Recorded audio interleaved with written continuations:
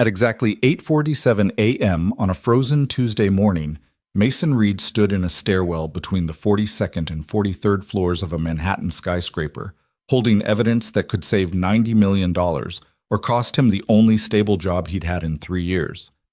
The woman blocking his path was Victoria Hale, CEO of Sterling Crown Capital, the same person who'd humiliated him in front of 12 executives less than 24 hours earlier. She had 17 minutes before the market opened. He had one chance to make her listen. That's how a single father serving coffee became the only person standing between a financial empire and total collapse. I'm inviting you to follow this story all the way to the end. Hit that like button and drop a comment with your city so I can see how far this story travels. The alarm clock screamed at 4:47 a.m., 3 minutes earlier than Mason had set it. He slammed his palm down on the plastic casing, silencing the piercing beep before it could wake Ellie in the next room. The apartment was cold. It was always cold in February. No matter how high he cranked the ancient radiator that clanked and hissed like a dying animal throughout the night. Mason sat up slowly, his back protesting the movement. The futon he slept on had seen better days, probably sometime during the Clinton administration, based on the way the springs dug into his spine. He rubbed his eyes and stared at the ceiling where a water stain had spread into the shape of something that looked vaguely like a map of Florida. He'd been meaning to call the super about that for 8 months. The kitchen was barely large enough for one person to stand in comfortably. Mason filled the coffee maker with water from the tap, counting the seconds it took to reach the 4-cup line. 14 seconds. Same as yesterday. Same as the day before that. Routine was everything now. Routine kept the bills paid. Routine kept Ellie fed and clothed and safe. While the coffee brewed, he pulled eggs from the refrigerator and set a pan on the stove. The gas ignited with a soft whoosh, blue flames licking the bottom of the scratched Teflon.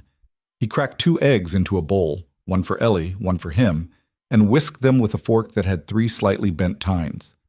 "Daddy?" Ellie's voice came from the doorway, small and sleep-thick.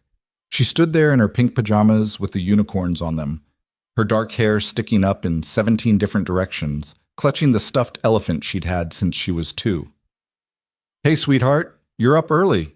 Mason kept his voice quiet, gentle. He glanced at the microwave clock. 5:03 a.m. I had a dream about Mom again. Mason's hand froze halfway to the refrigerator handle. He turned to look at his daughter, really look at her, and saw the way she was biting her lower lip the same way Sarah used to when she was trying not to cry. He crossed the small kitchen in 2 steps and knelt down in front of Ellie, putting them at eye level. "Good dream or sad dream?" "Good. We were at the park, the one with the blue swings." Ellie's eyes were dark like his, but her face was all Sarah, the shape of her nose, the way her eyebrows curved. "She was pushing me really high. I could almost touch the clouds." Mason pulled her into a hug, feeling her small arms wrap around his neck. "That sounds like a really good dream." "I miss her." "I know, baby. I miss her too." They stood like that for a long moment, father and daughter holding each other in a kitchen that smelled like cheap coffee and tomorrow's problems. Finally, Mason pulled back and brushed the hair out of Ellie's eyes. "You want to help me make breakfast?" Ellie nodded, and just like that, the moment passed. She climbed onto the step stool next to the stove, and Mason handed her the spatula. Together they scrambled the eggs, while the winter morning stayed dark outside their window. By 6:15 they were both dressed. Mason wore his usual uniform, dark jeans, a white button-down shirt that was starting to fray at the collar, and the navy blue apron he'd carry to work. Ellie had on her school clothes, a purple sweater and jeans that were getting a little too short. He'd need to buy her new ones soon. Add it to the list. The subway station at 74th Street was already crowded with early morning commuters. Mason held Ellie's hand tightly as they descended the stairs, navigating around a man selling stolen Metro cards and a woman preaching about the end times to anyone who'd listen. The platform smelled like urine and brake dust, and something else Mason couldn't quite identify and didn't want to think about too hard. The E-train arrived 4 minutes late, packed with bodies pressed against bodies. Mason lifted Ellie up so she wouldn't get crushed, letting her sit on his hip even though she was really getting too big for it. She rested her head against his shoulder, still half asleep. "Tell me a math story," she murmured. Mason smiled. This was their routine, their thing. "Okay, let's see. There were 7 apples in a basket. He made up a simple word problem, nothing too complex, just enough to keep her mind engaged during the 40-minute commute. Ellie loved numbers. She got that from him, the same way she got her stubbornness and her inability to leave a puzzle unsolved. Sometimes that scared him, the idea that she might want to follow in his footsteps, might want to enter the world that had chewed him up and spit him out. They got off at Lexington Avenue and walked 3 blocks to Ellie's school. PS 234 was a squat brick building that looked like every other public school in New York City, overcrowded, underfunded, doing its best with what it had. Mason walked Ellie right to the door of her classroom, where Mrs. Patterson was already setting up for the day. "Morning, Mr. Reed." Mrs. Patterson was probably in her 50s, with gray hair and kind eyes behind wire-rimmed glasses. She was good to Ellie, patient with her when the other kids didn't understand why she'd rather solve multiplication problems than play 4 square at recess. "Morning, Mrs. Patterson." Mason knelt down and helped Ellie out of her backpack. "You have everything? Lunch? Homework?" "Yes, Daddy." Ellie rolled her eyes the way 7-year-olds do when their parents ask obvious questions. "Okay, I'll see you at 3 o'clock, right here." "I know." "I love you, Ellie Belly." "Love you too." She hugged him quickly, then ran into the classroom without looking back. Mason watched her go, felt that familiar ache in his chest that never quite went away. She was growing up too fast. They always did. The Sterling Crown Capitol building was on Park Avenue, a gleaming tower of glass and steel that rose 67 floors into the Manhattan sky. Mason had been working there for 14 months, ever since he'd answered an ad for a hospitality services position that required no financial experience and asked no questions about employment gaps. He entered through the service entrance on 52nd Street, swiping his ID badge and nodding to Carl, the security guard who'd worked the morning shift for the past 20 years. "Cold one today?" Carl said, same as he said every winter morning. "Sure is," Mason replied, same as he replied every time. The service elevator took him to the 3rd floor, where the employee break room and kitchen facilities were located. Mason stored his jacket in his locker and tied on his apron. The coffee station was his domain. He kept it stocked, kept it clean, kept the executives caffeinated and happy so they could make their million-dollar decisions without having to think about something as mundane as whether there was half and half in the refrigerator. He started the first pot of coffee at 7:30 a.m. sharp. By 7:45, he had 3 different varieties brewing: regular, dark roast, and decaf that nobody ever drank, but he had to make anyway because it was in the hospitality services manual. He arranged the cups, the stirs, the little packets of sugar and artificial sweetener in precise rows. Everything in its place. The executives started arriving around 8. Mason recognized most of them by now, even if they didn't recognize him. There was Judith Chen, head of equity trading, who took her coffee black and always looked like she'd slept about 3 hours. David Kowalski from mergers and acquisitions, who dumped so much cream and sugar in his coffee that it barely qualified as coffee anymore. Patricia Levin, who ran the legal department and had never once made eye contact with Mason in 14 months. They came, they took their coffee, they left. Mason was furniture. Mason was wallpaper. Mason was the invisible man who kept the caffeine flowing. At 9:17 a.m., Mason was wiping down the counter when he heard raised voices from down the hallway. He glanced up but didn't stop working. Raised voices were common on the 3rd floor. This was a high-stakes environment where people made and lost fortunes before lunch. Stress was the baseline. But something about these voices made him pause. "Absolutely insane if you think I'm signing off on this. The models all check out, Victoria. We've run them 6 different ways, then run them a 7th time because these numbers don't make sense." The voices were getting closer. Mason focused on his cleaning, keeping his head down, but his ears were fully engaged now. He couldn't help it. Old habits. Victoria Hale swept past the coffee station like a Category 5 hurricane. She was 30 years old and looked younger, with sharp features and dark hair pulled back in a ponytail that had probably started the day neat, but was now coming loose. She wore a charcoal gray suit that probably cost more than Mason's monthly rent, and an expression that could cut glass. Behind her came 3 men in their 40s and 50s, all of them carrying tablets and looking various shades of concerned. "The algorithm has been tested for 6 months," one of them was saying. His name was Richard something. Mason couldn't remember his last name, but he was Senior Vice President of Quantitative Trading. "We've accounted for every variable." "Have you?" Victoria stopped so abruptly that Richard almost walked into her. She spun around, and Mason found himself with an inadvertent front row seat to the confrontation. Have you accounted for February volatility? Have you accounted for the fact that the Fed is meeting in 3 weeks and everybody knows they're going to adjust rates, but nobody knows by how much? The algorithm adjusts for volatility. Does it adjust for uncertainty? Because that's what we're dealing with here, Richard. Uncertainty. Victoria's voice was sharp, precise, the voice of someone who'd learned to command rooms full of men twice her age. I'm not risking this firm's capital on a model that might work. With respect, Victoria, if we wait much longer, we're going to miss the opportunity window entirely. Then we miss it. She turned and continued down the hallway toward the conference room. I'd rather miss an opportunity than step on a landmine. Set up another meeting for Thursday. I want to see revised models that account for all possible scenarios, not just the ones that make us money. The men followed her, still protesting, their voices fading as they disappeared around the corner. Mason stood there with his cleaning cloth in his hand, frowning. Something about that conversation bothered him. Not the conflict itself, that was normal, but the specific things Victoria had said. February volatility, Fed rate adjustments, algorithmic trading models that supposedly accounted for every variable.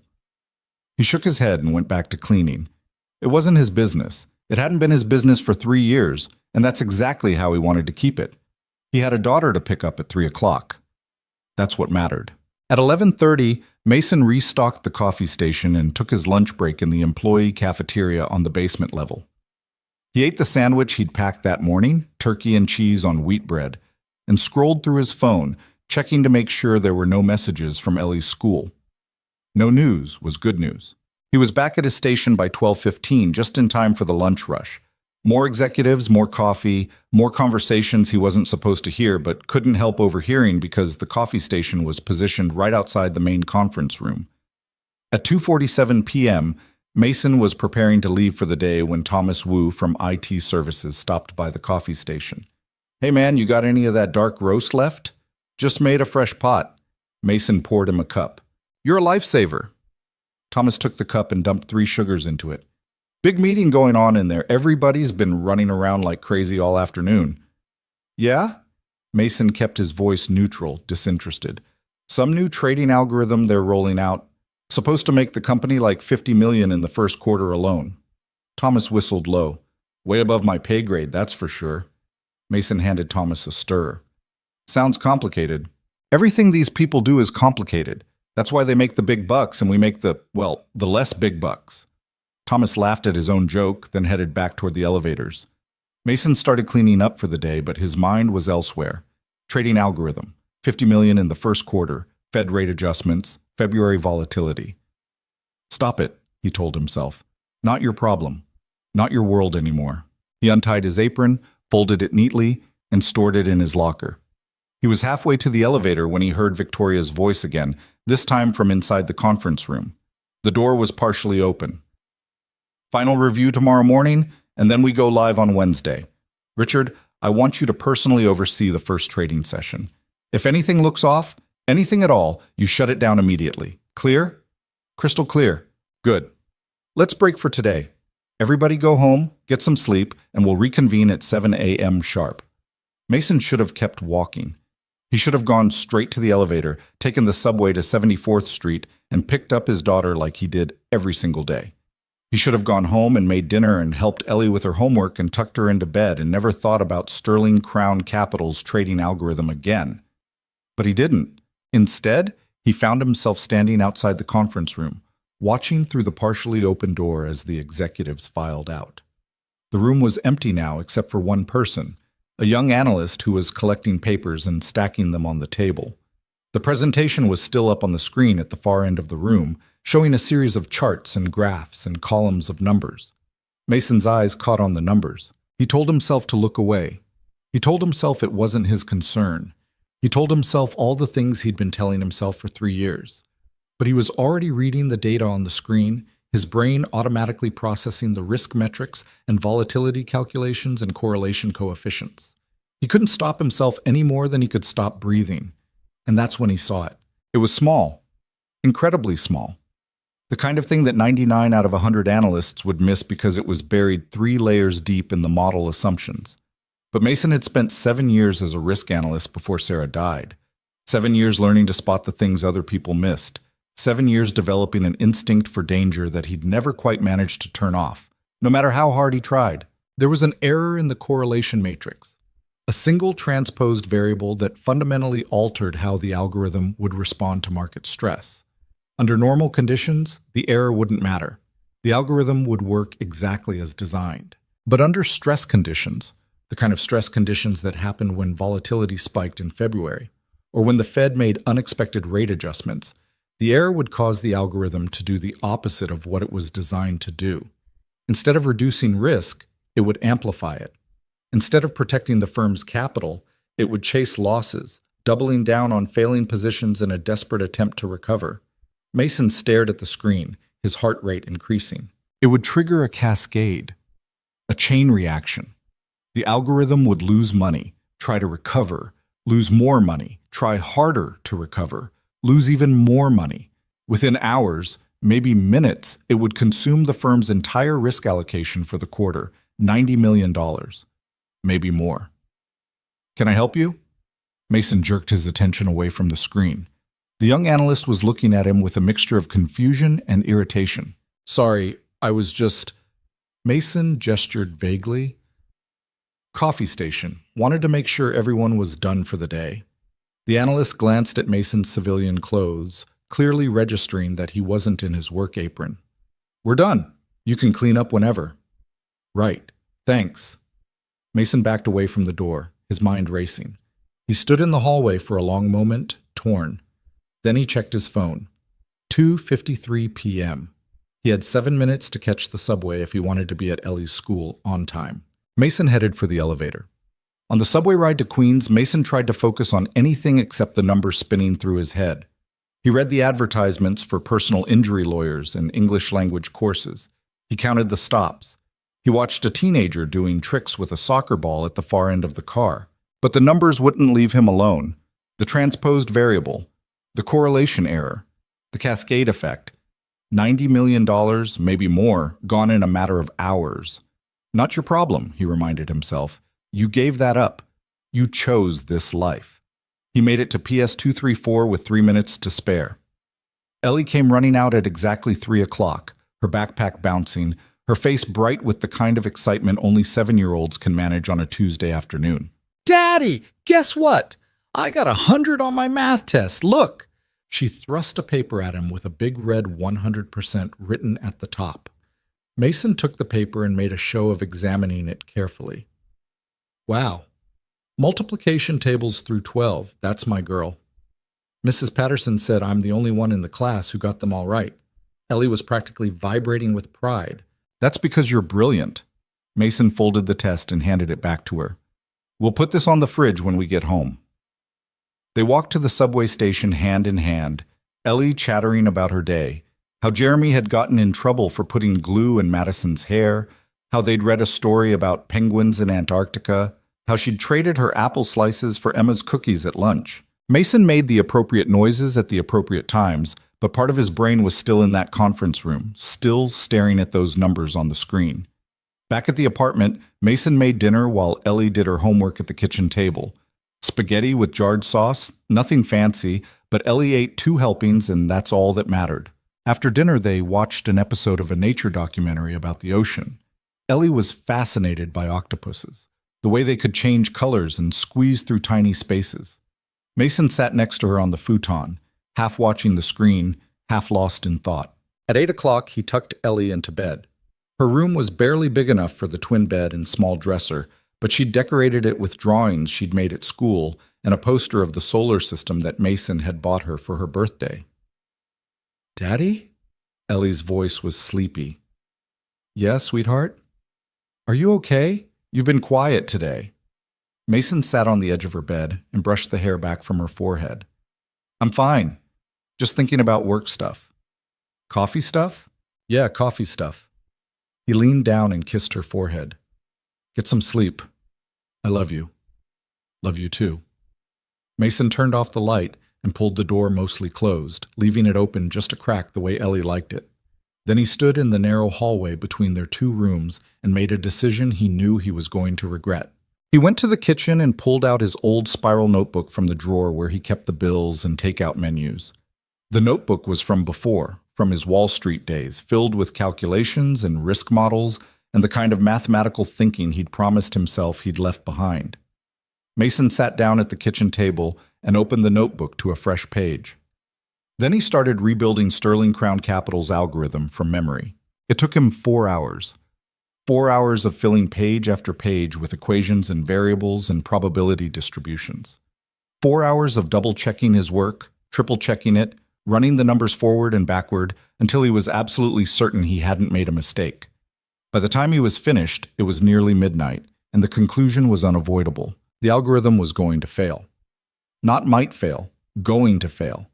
And when it did, it was going to take Sterling Crown Capital down with it.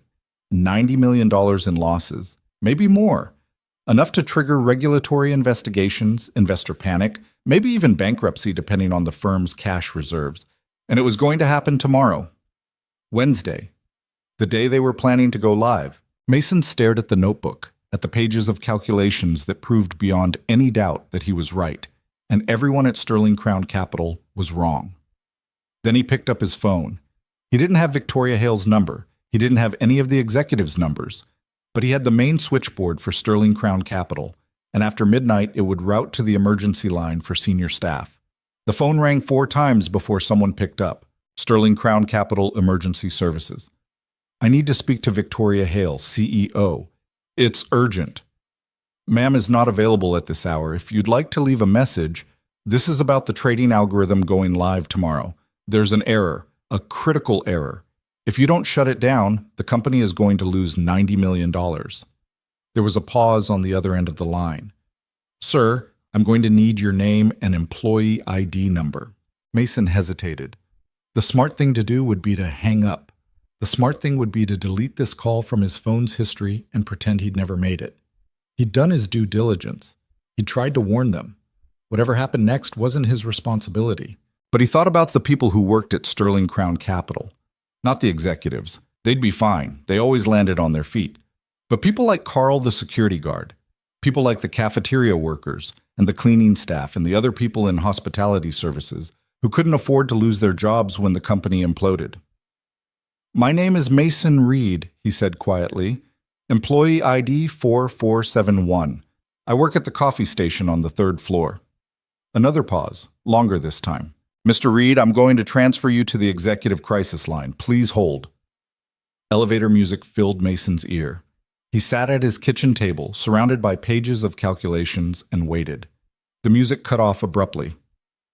This is Victoria Hale. Her voice was clipped, irritated, the voice of someone who'd been woken up at midnight by an emergency call.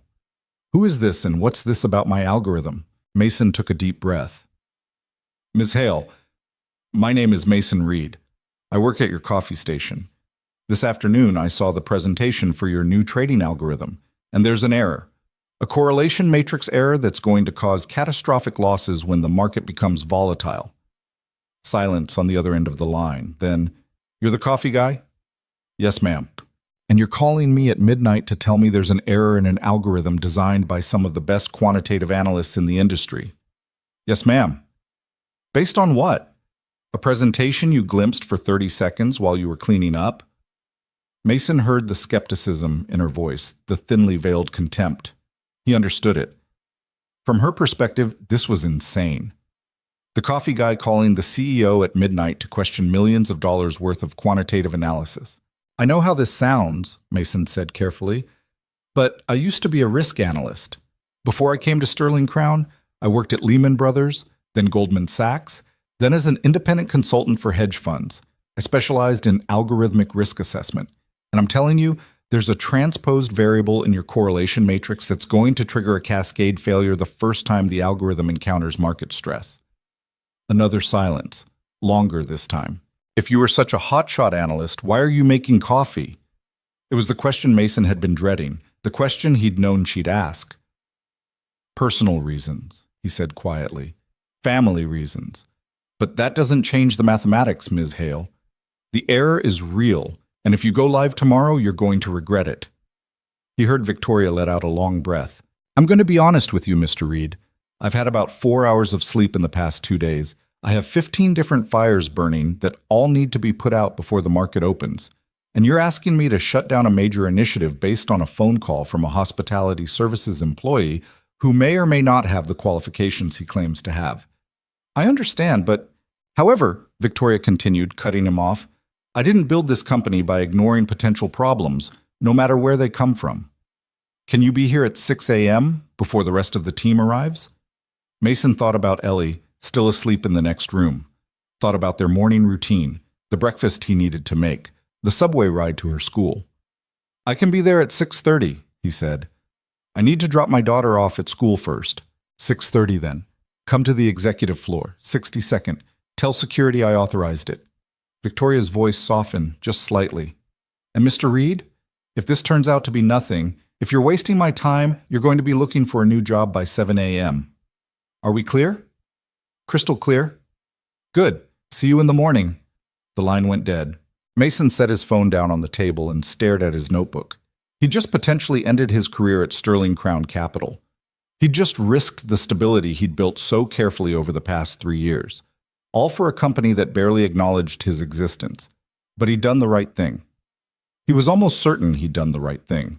He just hoped he hadn't made a terrible mistake. Mason didn't sleep. He lay on the futon staring at the water stain on the ceiling, watching the numbers replay in his head like a stock ticker he couldn't turn off. At 4:30 a.m., he gave up pretending and got out of bed. The apartment was darker than usual, the streetlight outside their window having burned out sometime during the night. Mason moved through the kitchen by memory, filling the coffee maker, cracking eggs into the pan. His hands shook slightly as he whisked them.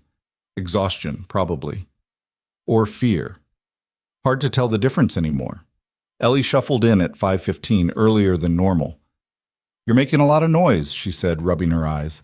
Sorry, baby. Didn't mean to wake you. She climbed onto the step stool and watched him cook, the way she always did. You look tired. Yeah, well, didn't sleep great. Mason poured the eggs onto 2 plates. Big day at work. Coffee stuff? Mason managed a smile. Something like that. They ate in silence, just the scrape of forks on plates and the distant sound of garbage trucks rumbling down the street. Ellie kept looking at him with those dark eyes that saw too much, understood too much for a 7-year-old. Are we okay? She asked finally. The question hit Mason harder than it should have. Yeah, sweetheart. We're okay. Why do you ask? Ellie shrugged, pushing scrambled eggs around her plate. You just seem worried, like when the rent was late that time. Mason set down his fork. The rent's not late. We're fine on money. I promise. Then what are you worried about? How did you explain to a 7-year-old that her father was about to walk into a building full of people who'd either think he was crazy or think he was trying to sabotage them? How did you explain that he was risking the only stable job he'd had in 3 years because he couldn't ignore a mathematical error that might cost strangers $90 million? Just some work stuff I need to figure out, Mason said. Nothing for you to worry about. Ellie didn't look convinced, but she went back to eating. They left the apartment at 5:50, earlier than usual. The subway platform was less crowded at this hour, populated mostly by overnight shift workers heading home and early morning janitors heading to office buildings in Manhattan. Mason and Ellie found seats on the E train, and Ellie leaned against his shoulder, half asleep again. Mason pulled out his phone and opened the Notes app where he'd photographed the pages from his spiral notebook. The calculation stared back at him, undeniable. The transposed variable was in cell D47 of the correlation matrix, a single flipped coefficient that would cause the algorithm to interpret negative correlation as positive correlation under stress conditions. It was the kind of mistake that happened when someone copied data from one spreadsheet to another without double-checking the cell references. Catastrophically simple, catastrophically expensive. The train lurched to a stop at Lexington Avenue.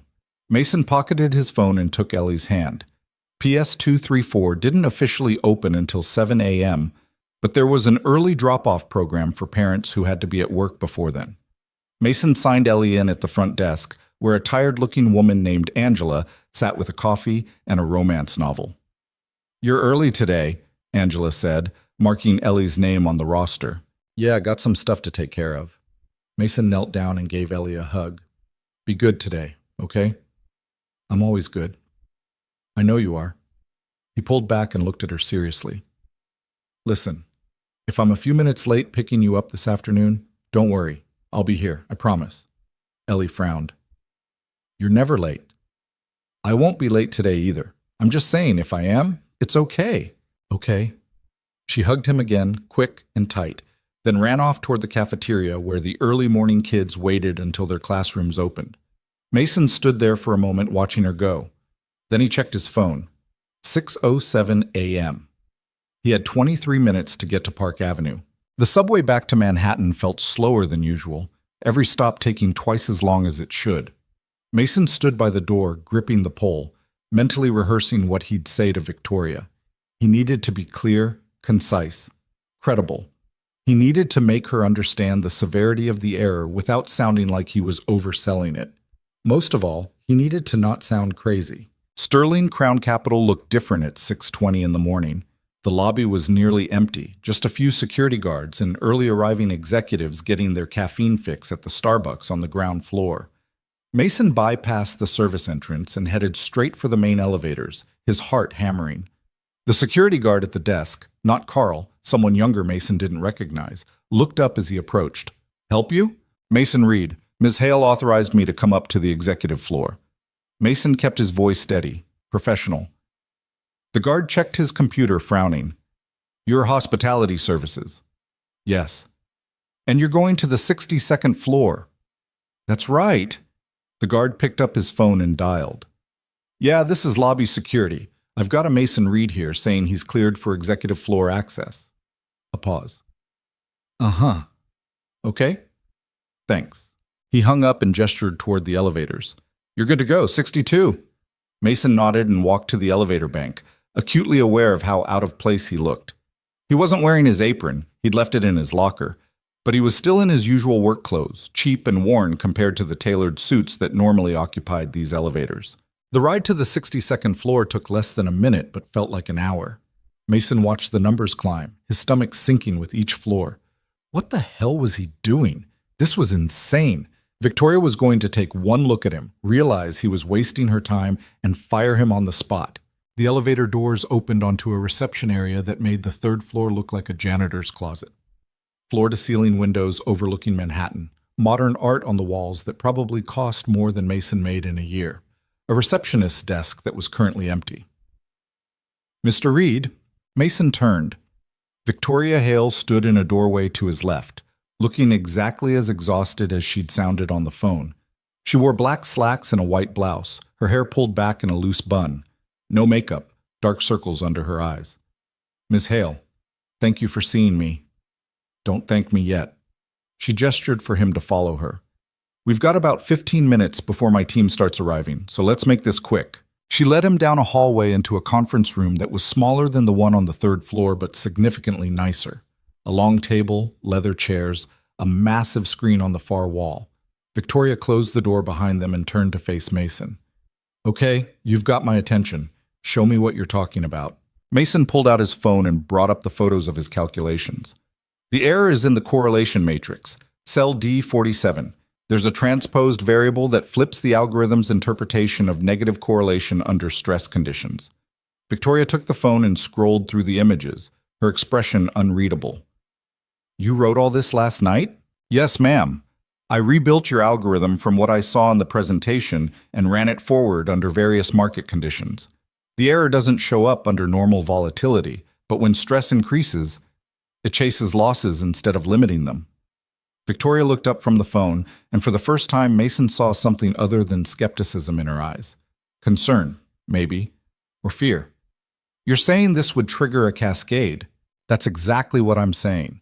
Once it starts losing money, it'll try to recover by taking bigger positions. Those positions will lose money, so it'll take even bigger positions. Within hours, you could be down your entire quarterly risk allocation. Victoria handed the phone back and sat down in one of the leather chairs, rubbing her temples. 90 million. Potentially more, depending on how fast you catch it. Jesus. She was quiet for a moment, staring at the table. Then she looked up at Mason. Why didn't you say something yesterday when you saw the presentation? Mason had been expecting this question, but he still didn't have a good answer. I wasn't sure at first. It's not my job to. I'm not supposed to. You're not supposed to what? Notice when my company's about to light $90 million on fire? I'm not supposed to be looking at executive presentations while I'm cleaning coffee stations. Mason met her eyes. And I definitely wasn't sure you'd listen to the coffee guy telling you your analysts were wrong. Victoria let out a short, humorless laugh. You're probably right about that. She stood up and walked to the window, looking out at the city beginning to wake up below them. So you went home, rebuilt the entire algorithm from memory, verified your theory, and called me at midnight. Yes, ma'am. That's either really dedicated or really stupid. Probably both. She turned back to him. These calculations you did, how certain are you? Mason didn't hesitate. Completely certain. The math doesn't lie, Ms. Hale. That variable is transposed, and it's going to destroy you the first time the market gets volatile. Which in February, with the Fed meeting coming up, could be today, could be tomorrow, could be next week. But it'll happen. Victoria checked her watch. My team arrives at 7. Richard Wu is going to be here first. He's the one who designed the algorithm. I want you to show him exactly what you showed me. Mason's stomach dropped. Ms. Hale, with all due respect, I don't think that's a good idea. Your analysts aren't going to want to hear from the coffee guy. I know. Victoria's expression hardened. But right now, I don't care what they want to hear. If there's even a chance you're right, I need to know before we go live. So you're going to explain this to Richard, and he's going to check your work, and we're going to figure out whether we have a problem. And if he doesn't believe me, then I'll make him believe you. She walked to the door and opened it. Come on, Richard's probably already here. He basically lives in this building. Mason followed her back down the hallway, past the empty reception desk, to another office with glass walls and a view that probably cost extra. Inside, a man in his mid-50s sat at a desk covered in monitors, typing rapidly on a keyboard. He looked up as Victoria knocked on the open door. Victoria, you're here early. Richard Wu had the slightly rumpled appearance of someone who'd been wearing the same clothes for more than 24 hours. His tie was loosened, his sleeves rolled up, and there was a coffee stain on his shirt that he either hadn't noticed or didn't care about. We need to talk about the algorithm. Victoria stepped into the office, and Mason reluctantly followed. This is Mason Reed. He works in hospitality services. He's also, apparently, a former risk analyst who thinks he found an error in your correlation matrix. Richard's eyes flicked to Mason, taking in his cheap clothes and nervous posture. The skepticism on his face was immediate and absolute. I'm sorry, what? Cell D47, Mason said quietly. There's a transposed variable. Under stress conditions, it'll cause the algorithm to amplify risk instead of limiting it. Richard stared at him for a long moment, then looked at Victoria. Is this a joke? Do I look like I'm joking? Victoria's voice was cold. He called me at midnight with a full mathematical analysis. I want you to check his work. Victoria, we've been testing this algorithm for 6 months. We've run it through every possible scenario. Then one more won't hurt. Victoria cut him off. Show him your calculations, Mr. Reed. Mason pulled out his phone again, his hands shaking slightly. He brought up the photos and handed the phone to Richard, who took it like it might be contaminated. Richard scrolled through the images, his frown deepening. He zoomed in on one page, then another, then went back to the first page. His expression shifted from skepticism to confusion to something that looked uncomfortably like alarm. Where did you get our model specifications? Richard's voice was tight. I didn't. I rebuilt it from what I saw in yesterday's presentation. You rebuilt a 6-month development project from a 30-second glance at a presentation. I've done this kind of work before. It's not that complicated once you understand the underlying assumptions. Richard looked up from the phone, his face red. Not that complicated? Do you have any idea how many man-hours went into building this? Richard! Victoria's voice cut through the rising anger. Is he right or not? The question hung in the air. Richard looked back down at the phone, scrolling through the calculations again. Mason watched him, saw the exact moment when the doubt crept in. It was subtle, a slight tightening around the eyes, a pause in the scrolling. I need to check the actual model, Richard said finally. These calculations are based on assumptions that might not, so check it. Victoria crossed her arms. Right now. We've got 90 minutes before the market opens, and if there's a problem, I want to know about it immediately. Richard set Mason's phone down on his desk and turned to his computer, pulling up spreadsheets and code windows. His fingers flew across the keyboard, and Mason saw him navigate to a file labeled correlation underscore matrix underscore final underscore v6 dot xlsx. The spreadsheet filled one of Richard's monitors, hundreds of rows and columns of data. Richard scrolled down, down, down, until he reached row 47. Then he scrolled right until he hit column D. He stopped. Mason saw at the same moment Richard did. The value in cell D47 was negative where it should have been positive. A single minus sign that reversed the entire relationship between two variables. "Oh, fuck," Richard said quietly. Victoria stepped closer to the monitor. "Is that what I think it is?" Richard didn't answer. He was already opening another window, running the algorithm forward with the corrected value. Mason watched the numbers cascade across the screen, saw the model's output shift dramatically. "How did this happen?" Victoria's voice was dangerously calm. Richard ran his hands through his hair.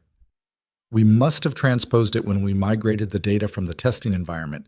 I checked this matrix myself. I know I checked it. You checked it wrong." Victoria turned to Mason. "How much time before this would have triggered?" Mason thought about the market conditions, the upcoming Fed meeting, the general February volatility.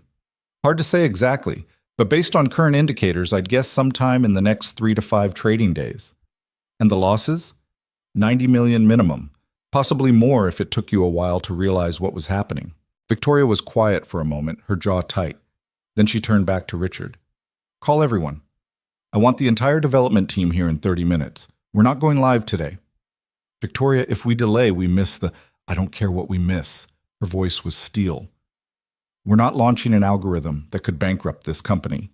Make the calls, Richard." Richard looked like he wanted to argue, but something in Victoria's expression stopped him. He picked up his phone and started dialing. Victoria gestured for Mason to follow her back out into the hallway. Once they were alone, she leaned against the wall and closed her eyes. "You just saved this company $90 million, she said quietly. "I just did the math." "No." She opened her eyes and looked at him. "You did more than that. You could have walked away. You could have kept your head down and let us fail, but you didn't." Mason didn't know what to say to that. He stood there awkwardly, very aware that he was still supposed to be the coffee guy, and she was still the CEO, and this entire situation was surreal. "Can I ask you something?" Victoria said. "Why did you leave risk analysis? You're clearly good at it." Mason had known this question was coming too. He'd been dreading it since the phone call last night. "My wife died 3 years ago," he said simply. "Car accident. I had a 7-year-old daughter and a career that required 80-hour weeks. I couldn't do both, so I chose her." Victoria's expression softened. "I'm sorry." "Yeah, me too." Mason checked his phone. "Is there anything else you need from me? I have to be at my daughter's school at 3 o'clock. "What's her name?" "Ellie." "And you're raising her alone." "That's right." Victoria studied him for a long moment. "What time do you need to leave to pick her up?" 2:30, 2:45 at the latest." She nodded slowly like she was working through a calculation in her head. "Mr. Reed, how would you feel about consulting for Sterling Crown on a part-time basis? We could work around your schedule with your daughter. You'd review our risk models, spot-check our algorithms, provide analysis when we need it." Mason blinked. "Miss Hale, I appreciate the offer, but I'm not—" "You just caught an error that 6 months of testing missed. An error that would have cost us 9 figures. Victoria pushed off the wall and faced him directly. "I'd be an idiot not to use that skill set, and whatever else I am, I'm not an idiot. I already have a job here. You'd keep that job. This would be additional work, additional pay." She named a number that made Mason's head spin. 10 hours a week, 15 max. Flexible schedule. You can do most of it from home. Mason thought about his rent, currently 2 months behind despite what he'd told Ellie. Thought about the holes in Ellie's shoes that he'd been meaning to fix. Thought about the fact that his futon was literally held together with duct tape and hope. "I don't have the credentials anymore," he said. "I let my certifications lapse. I'm not registered with—" "I don't care about credentials. I care about results." Victoria pulled out her phone. "Think about it, but think fast because I'm about to go into a meeting where I have to explain to my entire development team why we're delaying a major launch because the coffee guy found their mistake. Mason almost smiled at that. How are you going to handle that? Very carefully. She started walking toward the conference room. You might want to make yourself scarce. Richard's going to be embarrassed, and embarrassed people tend to get defensive. Ms. Hale? She stopped and turned back. Thank you, Mason said, for listening. I know how crazy this looked. Victoria shook her head. You know what's crazy? Dismissing someone because of their job title instead of their competence. I almost made that mistake. She glanced at her watch. Go on. Get out of here before the others arrive. I'll call you this afternoon about the consulting work. Mason took the elevator back down to the third floor, his mind reeling. He retrieved his apron from his locker and started setting up the coffee station on autopilot, his hands going through the familiar motions while his brain tried to process what had just happened. He'd saved the company. Victoria Hale, the CEO of Sterling Crown Capital, had just offered him a consulting position that would pay more in 10 hours than he currently made in a month. And he'd done it all without missing a single morning with Ellie. The executives started arriving at their usual time, grabbing their usual coffee, making their usual small talk that didn't include him. Mason poured and cleaned and restocked, invisible again. But something had shifted. He could feel it. At 11 o'clock, Mason's phone buzzed. A text from a number he didn't recognize. Meeting pushed to 2 o'clock, fixing the algorithm. You were right about everything. VH. Mason stared at the message for a long moment, then slipped his phone back into his pocket. At 2:30, he left Sterling Crown Capital and took the subway back to Queens. He was at PS 234 at 2:57, 3 minutes early, waiting outside Ellie's classroom when she came running out. Daddy! She crashed into him, backpack flying. Guess what?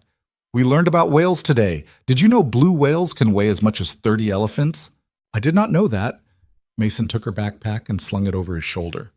That's pretty amazing. They walked to the subway station, Ellie chattering about blue whales and humpback whales and orcas that weren't technically whales at all, but were actually dolphins. Mason listened, asked questions, smiled at her enthusiasm. His phone buzzed again as they waited on the platform. Algorithm fixed. Crisis averted. Team wants to know how the coffee guy knew what we didn't. Told them you're not the coffee guy anymore. Expect a call tomorrow about the consulting work. Seriously, thank you. VH. Mason read the message twice, then looked down at Ellie, who was trying to estimate how many elephants would fit on the subway platform. Hey, Ellie Belly? Yeah? What would you think if Daddy did some extra work from home sometimes? Math work. Nothing that would change our schedule. Ellie considered this seriously. Would you still pick me up from school? Every single day, 3 o'clock sharp. Would we still have pancakes on Saturday? Obviously. Then, okay. She went back to her elephant calculations. Mason smiled and pulled her closer as the train arrived. The doors opened and they stepped inside, finding seats near the back. Tomorrow he'd worry about the details. Tomorrow he'd figure out how to be a consultant and a coffee station attendant and a single father all at the same time. Tomorrow he'd deal with the fact that he'd just stepped back into a world he'd spent 3 years avoiding. But tonight, he'd make spaghetti for dinner and help Ellie with her homework and tuck her into bed at 8 o'clock sharp. Tonight, everything was exactly the way it was supposed to be. The call came at 9:47 the next morning while Mason was refilling the cream dispensers. He almost didn't answer. The number was unfamiliar, and he'd learned over the years that unknown numbers usually meant debt collectors or telemarketers, or occasionally his landlord asking about rent that was already on its way. But something made him swipe to accept. This is Mason. Mr. Reed, it's Patricia Levin, legal department at Sterling Crown. The voice was crisp, businesslike, the same woman who'd never made eye contact with him in 14 months. Ms. Hale asked me to draw up a consulting agreement for you. Do you have time to go over the details? Mason glanced around the coffee station. The morning rush was over and the third floor was relatively quiet. Sure, yeah, now works. Excellent. I'm emailing you the contract now. The rate is $1,500 per billable hour, 10-hour minimum per month, 20-hour maximum. You'll maintain your current position in hospitality services at your current salary. The consulting work is entirely separate and can be performed remotely on your own schedule, provided you meet the monthly minimum and remain available for emergency consultations. Mason's brain stuttered on the number, $1,500 per hour. 10 hours minimum meant $15,000 a month. Before taxes, sure, but still. That was more than he currently made in 4 months. Mr. Reed, are you still there? Yeah, I'm sorry. Yes, I'm here. Mason tried to make his voice sound normal, like people offered him $1,500 an hour all the time. That sounds fine. Good. You'll need to come up to legal this afternoon to sign the paperwork. We'll also need your tax information, direct deposit details, and a brief employment history. Standard procedure. The employment history part made Mason's stomach clench. How detailed does the employment history need to be? There was a pause on the other end. Ms. Hale mentioned you might have some gaps. For our purposes, we just need to verify your analytical credentials. Previous employers in the financial sector, dates of employment, general responsibilities. We're not conducting a background check beyond the standard criminal and credit review. Criminal would be fine. Credit would be embarrassing but not disqualifying. Okay, what time this afternoon? 3:30 work for you? Mason thought about Ellie, about the promise he'd made to always be there at 3 o'clock. I need to pick up my daughter from school at 3. Could we do 4:30? Another pause, shorter this time. 4:30 is fine. 61st floor, Suite C. Ask for me at reception. Thank you, Ms. Levin. Thank you, Mr. Reed. What you did yesterday, that was impressive. The line went dead before Mason could figure out how to respond to that. He stood there holding his phone, staring at the coffee station that suddenly felt very small and very far away from wherever his life was apparently heading. A maintenance worker walked by and grabbed a cup of regular, didn't say thank you, didn't even look at him. Business as usual. Mason's phone buzzed again. An email from Patricia Levin with a PDF attachment. He opened it and scrolled through page after page of legal language that basically confirmed what she'd said on the phone. $1,500 per hour, flexible schedule, confidentiality agreements, non-compete clauses that wouldn't matter because he had no intention of working anywhere else. At the bottom of the contract was a section titled Scope of Work. Mason skimmed it, his eyes catching on phrases like algorithmic risk assessment, portfolio stress testing, quantitative model validation. All the things he used to do, all the things he'd convinced himself he was done with. He closed the email and pocketed his phone. The rest of the morning passed in a blur of coffee and half-heard conversations. Mason went through the motions, but his mind was elsewhere, running calculations that had nothing to do with caffeine ratios. $15,000 a month meant he could pay off his back rent in 2 months, could buy Ellie new shoes, new clothes that actually fit, could maybe even start saving again, building something that looked like financial security, could maybe breathe for the first time in 3 years. At 2:30, Mason cleaned up the coffee station and headed for the subway. The afternoon routine was sacred, non-negotiable, but today it felt different. Today he wasn't just the single dad picking up his kid. Today, he was also apparently a consultant for one of Manhattan's major financial firms. He still wasn't entirely sure how that had happened. Ellie was waiting outside her classroom at 2:58, talking animatedly with another girl about something involving science fair projects and volcanoes. She waved goodbye to her friend and ran over to Mason. Can we make a volcano for the science fair? Emma's making one and it sounds really cool. We can definitely make a volcano. Mason took her backpack. When's the science fair? Not until April, but Emma said we should start planning now because her brother waited until the last minute and his volcano didn't even erupt. It just kind of fizzled and made a mess. They walked toward the subway, Ellie describing in elaborate detail exactly what kind of volcano she wanted to make and how big the eruption should be. Mason listened, asked questions, tried to remember if he had any idea how to actually build a functional volcano. Hey, Ellie, I need to stop by my office for a little while this afternoon, just to sign some papers. You okay with that?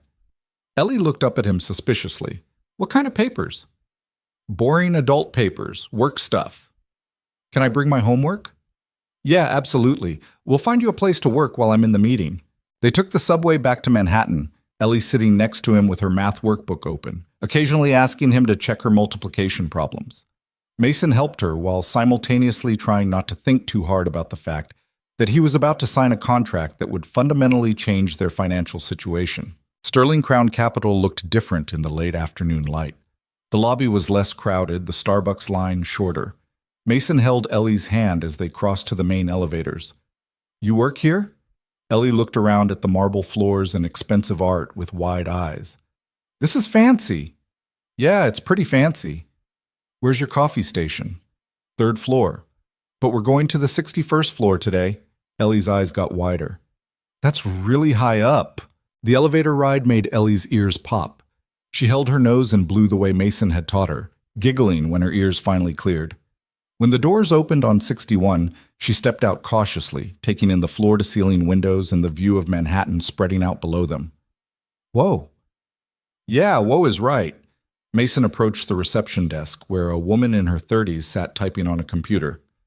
Hi, I'm Mason Reed. I have a 4:30 appointment with Patricia Levin.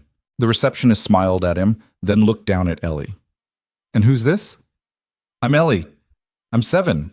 We're going to make a volcano for science fair. The receptionist's smile widened. That sounds exciting. Miss Levin's office is down the hall, third door on the right. You can head back. Mason thanked her and led Ellie down the hallway. The offices here were all glass-walled, and through them Mason could see people having meetings, making phone calls, staring at multiple computer screens. Ellie gripped his hand tighter. Daddy, everyone here looks really serious. They're just working, sweetheart. Same as anywhere else. Patricia Levin's office was at the end of the hall, slightly larger than the others, and decorated with diplomas from Harvard and Columbia Law. Patricia herself stood up from behind her desk when Mason knocked on the open door. Mr. Reed, right on time. She looked down at Ellie. And you brought a friend. This is my daughter, Ellie. I hope it's okay that I brought her. Of course. Patricia gestured to a small table in the corner of her office where a few chairs sat around a coffee table. Ellie, there's some paper and pens over there if you want to draw while your dad and I talk. This shouldn't take too long. Ellie looked at Mason, who nodded. She went to the table and started pulling out her homework, settling in with the focused determination she applied to everything. Patricia closed the door and returned to her desk, pulling out a folder. I have the contract here, along with the tax forms and direct deposit paperwork. I'll walk you through each section. For the next 20 minutes, Patricia explained every clause, every contingency, every legal term that Mason barely understood.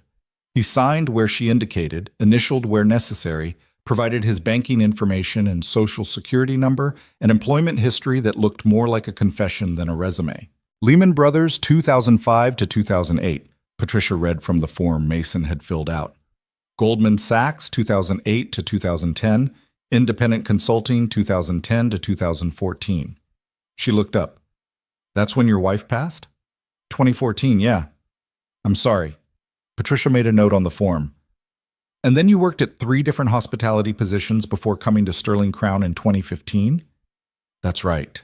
Patricia set down her pen and looked at him directly. Mr. Reed, you went from being a senior risk analyst at Goldman Sachs to serving coffee. That's quite a transition. Mason glanced over at Ellie, who was deeply absorbed in her math homework. I had priorities that mattered more than my career. And now? Now I still have those priorities. But this consulting work, it doesn't interfere with them. That's the only reason I'm signing. Patricia nodded slowly, like she understood something she hadn't before. Ms. Hale mentioned that you have a hard stop at 3 o'clock every day. Non-negotiable. She said that too. Patricia gathered the signed papers and tucked them back into the folder. You know, I've worked at Sterling Crown for 6 years. I've never seen Victoria accommodate someone's schedule the way she's accommodating yours. I didn't ask her to. I know, that's probably why she's doing it. Patricia stood and extended her hand. Welcome to the team, Mr. Reed. Your first consulting retainer will be deposited on the 1st of next month. In the meantime, Victoria wants to set up a meeting next week to discuss your initial projects. Mason shook her hand, still trying to wrap his head around the fact that this was real. He was really doing this. One more thing, Patricia said as Mason turned to collect Ellie. The development team, Richard's team, they're not happy about what happened yesterday. Mason stopped. I figured. Richard Wu is brilliant, but he doesn't handle being wrong very well, and you made him look bad in front of Victoria.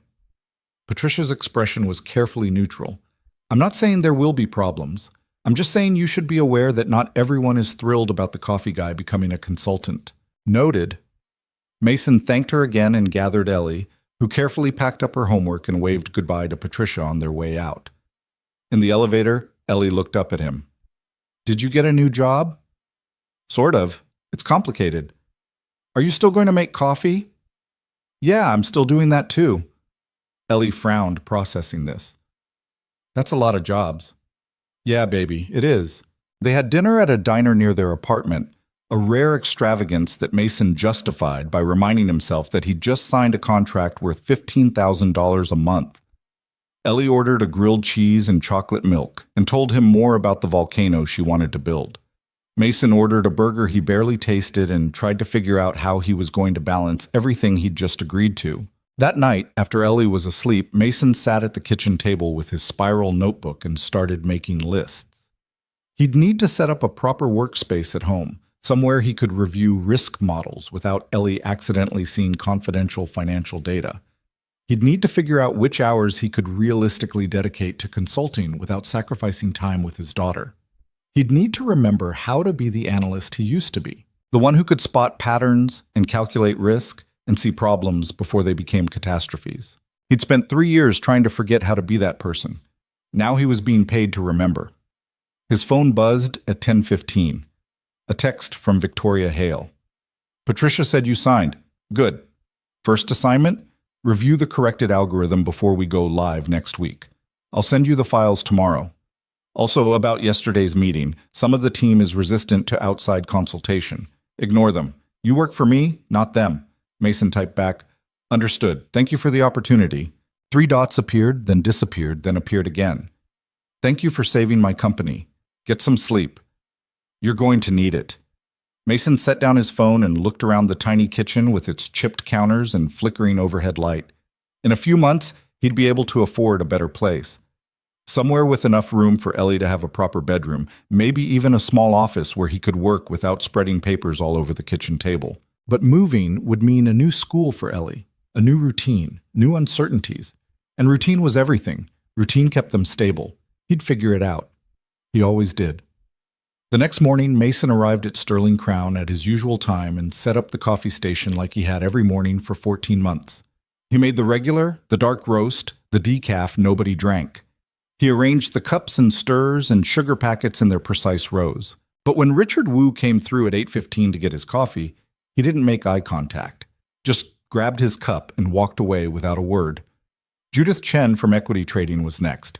She at least nodded at Mason, but her smile was tight, professional, the kind of smile you gave to someone you were required to be polite to, but didn't particularly like. David Kowalski stopped at the station and actually spoke. Heard you're doing some consulting work now. That's right. Must be nice. Getting paid twice for the same job. Mason kept his expression neutral. I'm still here every morning making coffee, same as always. David dumped cream into his cup without measuring. Yeah, we'll see how long that lasts.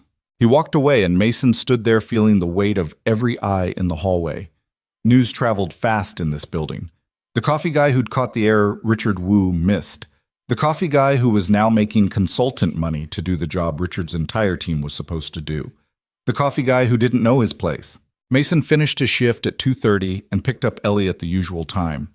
On the subway ride home, he checked his email and found a message from Victoria with 3 attachments: the corrected algorithm, the original algorithm, and a summary of the changes Richard's team had made.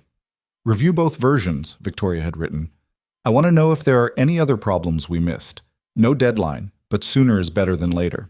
Mason opened the files on his phone and immediately regretted it. The algorithm was hundreds of lines of code, complex enough that reviewing it properly would take hours, maybe days.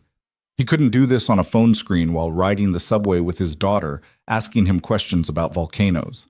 At home, after dinner and homework and the bedtime routine, Mason opened his laptop at the kitchen table and pulled up the files again. The corrected algorithm loaded slowly, the code filling his screen in neat, organized blocks. He started at the top and worked his way down, checking each function, each variable, each calculation against his memory of how risk algorithms were supposed to work. By midnight, he'd found 3 potential issues. Not errors exactly, but inefficiencies that would slow down the algorithm's processing time and potentially cause lag during high-volume trading periods. He documented each one in a separate email to Victoria, explaining the problem and suggesting fixes. He sent the email at 12:47 a.m. and immediately regretted it. Victoria was probably asleep. Sending work emails at 1 in the morning made him look desperate, overeager, like he was trying too hard to prove himself. His phone buzzed 30 seconds later. Got your email? This is excellent work. Can you have the full review done by Friday? Mason typed back, yes. Good. Also, stop second-guessing yourself. I asked for this review because I trust your judgment. The fact that you're doing it at 1 a.m. just proves I was right to hire you.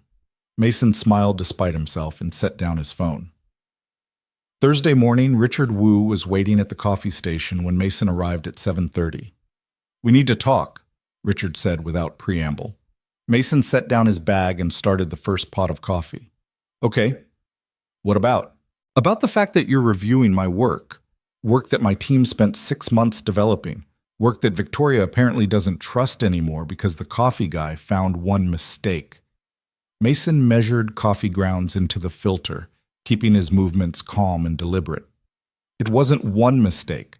It was a critical error that would have cost the company $90 million. It was a transposition error that happened during data migration. It happens. We would have caught it during the first live trading session. Maybe.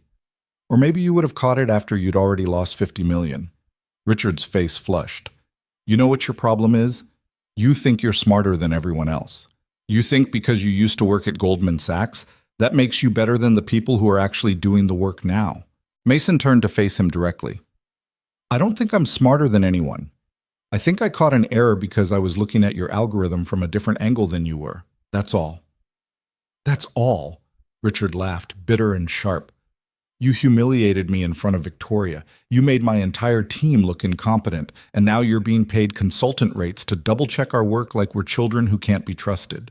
I'm being paid to provide risk analysis. That's what I'm doing. You're being paid because Victoria feels guilty about how she treated you. This is charity, Mason. Don't pretend it's anything else. The words hit harder than Mason expected. He stood there holding the coffee scoop, trying to figure out how to respond. But Richard wasn't done. You want to know what I think? I think you got lucky. You saw something in a presentation that happened to be wrong, and you're riding that luck as far as it'll take you. But sooner or later, Victoria's going to realize that you're not some genius analyst. You're just a guy who used to be good at his job before life beat it out of him. Richard grabbed his coffee, which he'd apparently poured himself while Mason wasn't paying attention, and walked away. Mason stood there for a long moment, the coffee station suddenly feeling like enemy territory. Then he finished setting up and went through the rest of his shift on autopilot. At 11:30, during his lunch break, Mason got another text from Victoria. Richard came to my office this morning, said you two had words.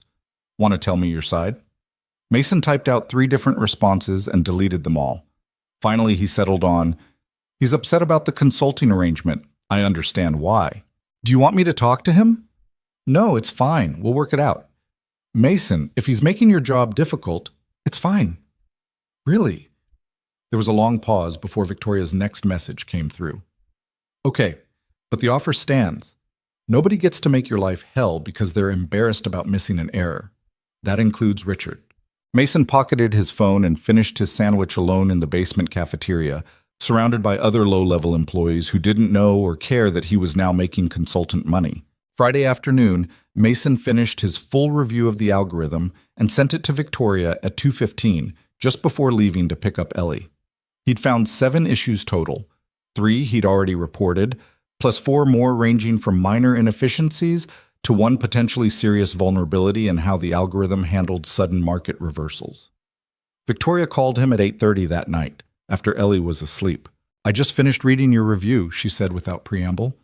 This is exactly what we needed. Half of these issues I don't think we ever would have caught on our own. Some of them are pretty subtle. That's why I hired you. Victoria paused, and Mason heard papers rustling in the background. I'm sending this to Richard's team on Monday.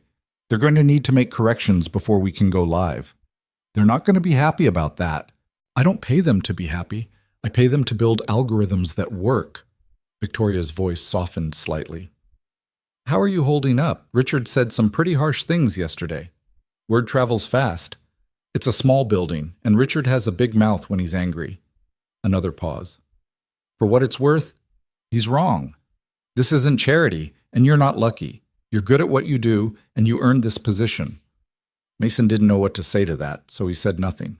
Listen, Victoria continued, I'm having a strategy meeting on Tuesday morning, 9 a.m., executive conference room. I want you there. I'll be running the coffee station at 9 a.m. Not on Tuesday. On Tuesday, you'll be in the meeting. I'll have someone else cover the station. Mason's stomach clenched. Ms. Hale, I don't think that's a good idea. The team already resents. The team needs to get used to the fact that you're a consultant now, not just hospitality services. And that means sometimes you'll be in meetings with them. Victoria's tone left no room for argument. 9 a.m. Tuesday. Wear something nicer than your usual work clothes. She hung up before Mason could protest further. Tuesday morning, Mason dropped Ellie off at school wearing the one decent suit he still owned from his Goldman Sachs days.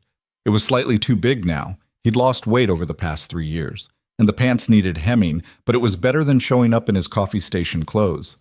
Ellie had stared at him that morning like he was a stranger. Why are you so fancy? I have a meeting at work. A coffee meeting? A different kind of meeting. She'd accepted this with a shrug and gone back to her cereal. Now Mason stood outside the executive conference room at 8:55 a.m., trying to calm his nerves. Through the glass wall, he could see people already gathering: Richard Wu, Judith Chen, David Kowalski, several others he recognized but didn't know by name. All of them in expensive suits, all of them looking like they belonged there. All of them looking at him through the glass like he definitely didn't. Mason took a deep breath and opened the door. The conversation stopped immediately. Everyone turned to stare at him, and for a moment Mason felt like he was back in high school, the new kid walking into the cafeteria with no idea where to sit. Then Victoria walked in behind him. Good, you're here. Everyone, you know Mason Reed. He'll be joining us for strategy meetings going forward in his capacity as risk consultant. She gestured to an empty chair. Mason, sit wherever you want. The only empty chair was next to Richard Wu. Mason sat down, acutely aware of the tension radiating from the man beside him. Victoria took her seat at the head of the table and opened her laptop. Let's get started. First item is the revised timeline for the algorithm launch. Richard, where are we? Richard cleared his throat, not looking at Mason. We've made the corrections based on the external review. The new launch date is March 15th, pending final testing. Good. Mason, anything else you want to flag before we commit to that date? Every eye in the room turned to Mason. He could feel their resentment, their skepticism, their certainty that he was about to say something that would delay the project even further. Mason looked down at the notes he'd prepared. The market reversal vulnerability I mentioned. I'd recommend stress testing that specifically before launch. Run it through some historical crash scenarios, see how it responds. Richard's jaw tightened. We already do stress testing as part of our standard protocol. I know, I'm suggesting additional testing focused specifically on rapid reversals. October 2008, August 2015, March 2020. See if the algorithm can handle those conditions without amplifying losses. That'll take at least another week, someone across the table said. Mason thought his name was Thomas, but he wasn't sure. Victoria looked at Richard. Can you have those tests done in a week? Richard looked like he wanted to argue, but he just nodded. Yeah, we can do it. Good. Next item. The meeting continued for another hour. Mason mostly stayed quiet, speaking up only when Victoria specifically asked for his input. Each time he did, he could feel the room's temperature drop a few degrees. When the meeting finally ended, people filed out quickly, not making eye contact with Mason. Richard was the last to leave, and he stopped next to Mason's chair. You're enjoying this, aren't you? Richard's voice was low enough that only Mason could hear. Playing the hero. Making us look bad. Mason met his eyes. I'm doing the job Victoria hired me to do. Same as you. No, not the same as me. Richard leaned closer. I earned my position. I have a PhD from MIT and 15 years of experience building trading systems. You have what?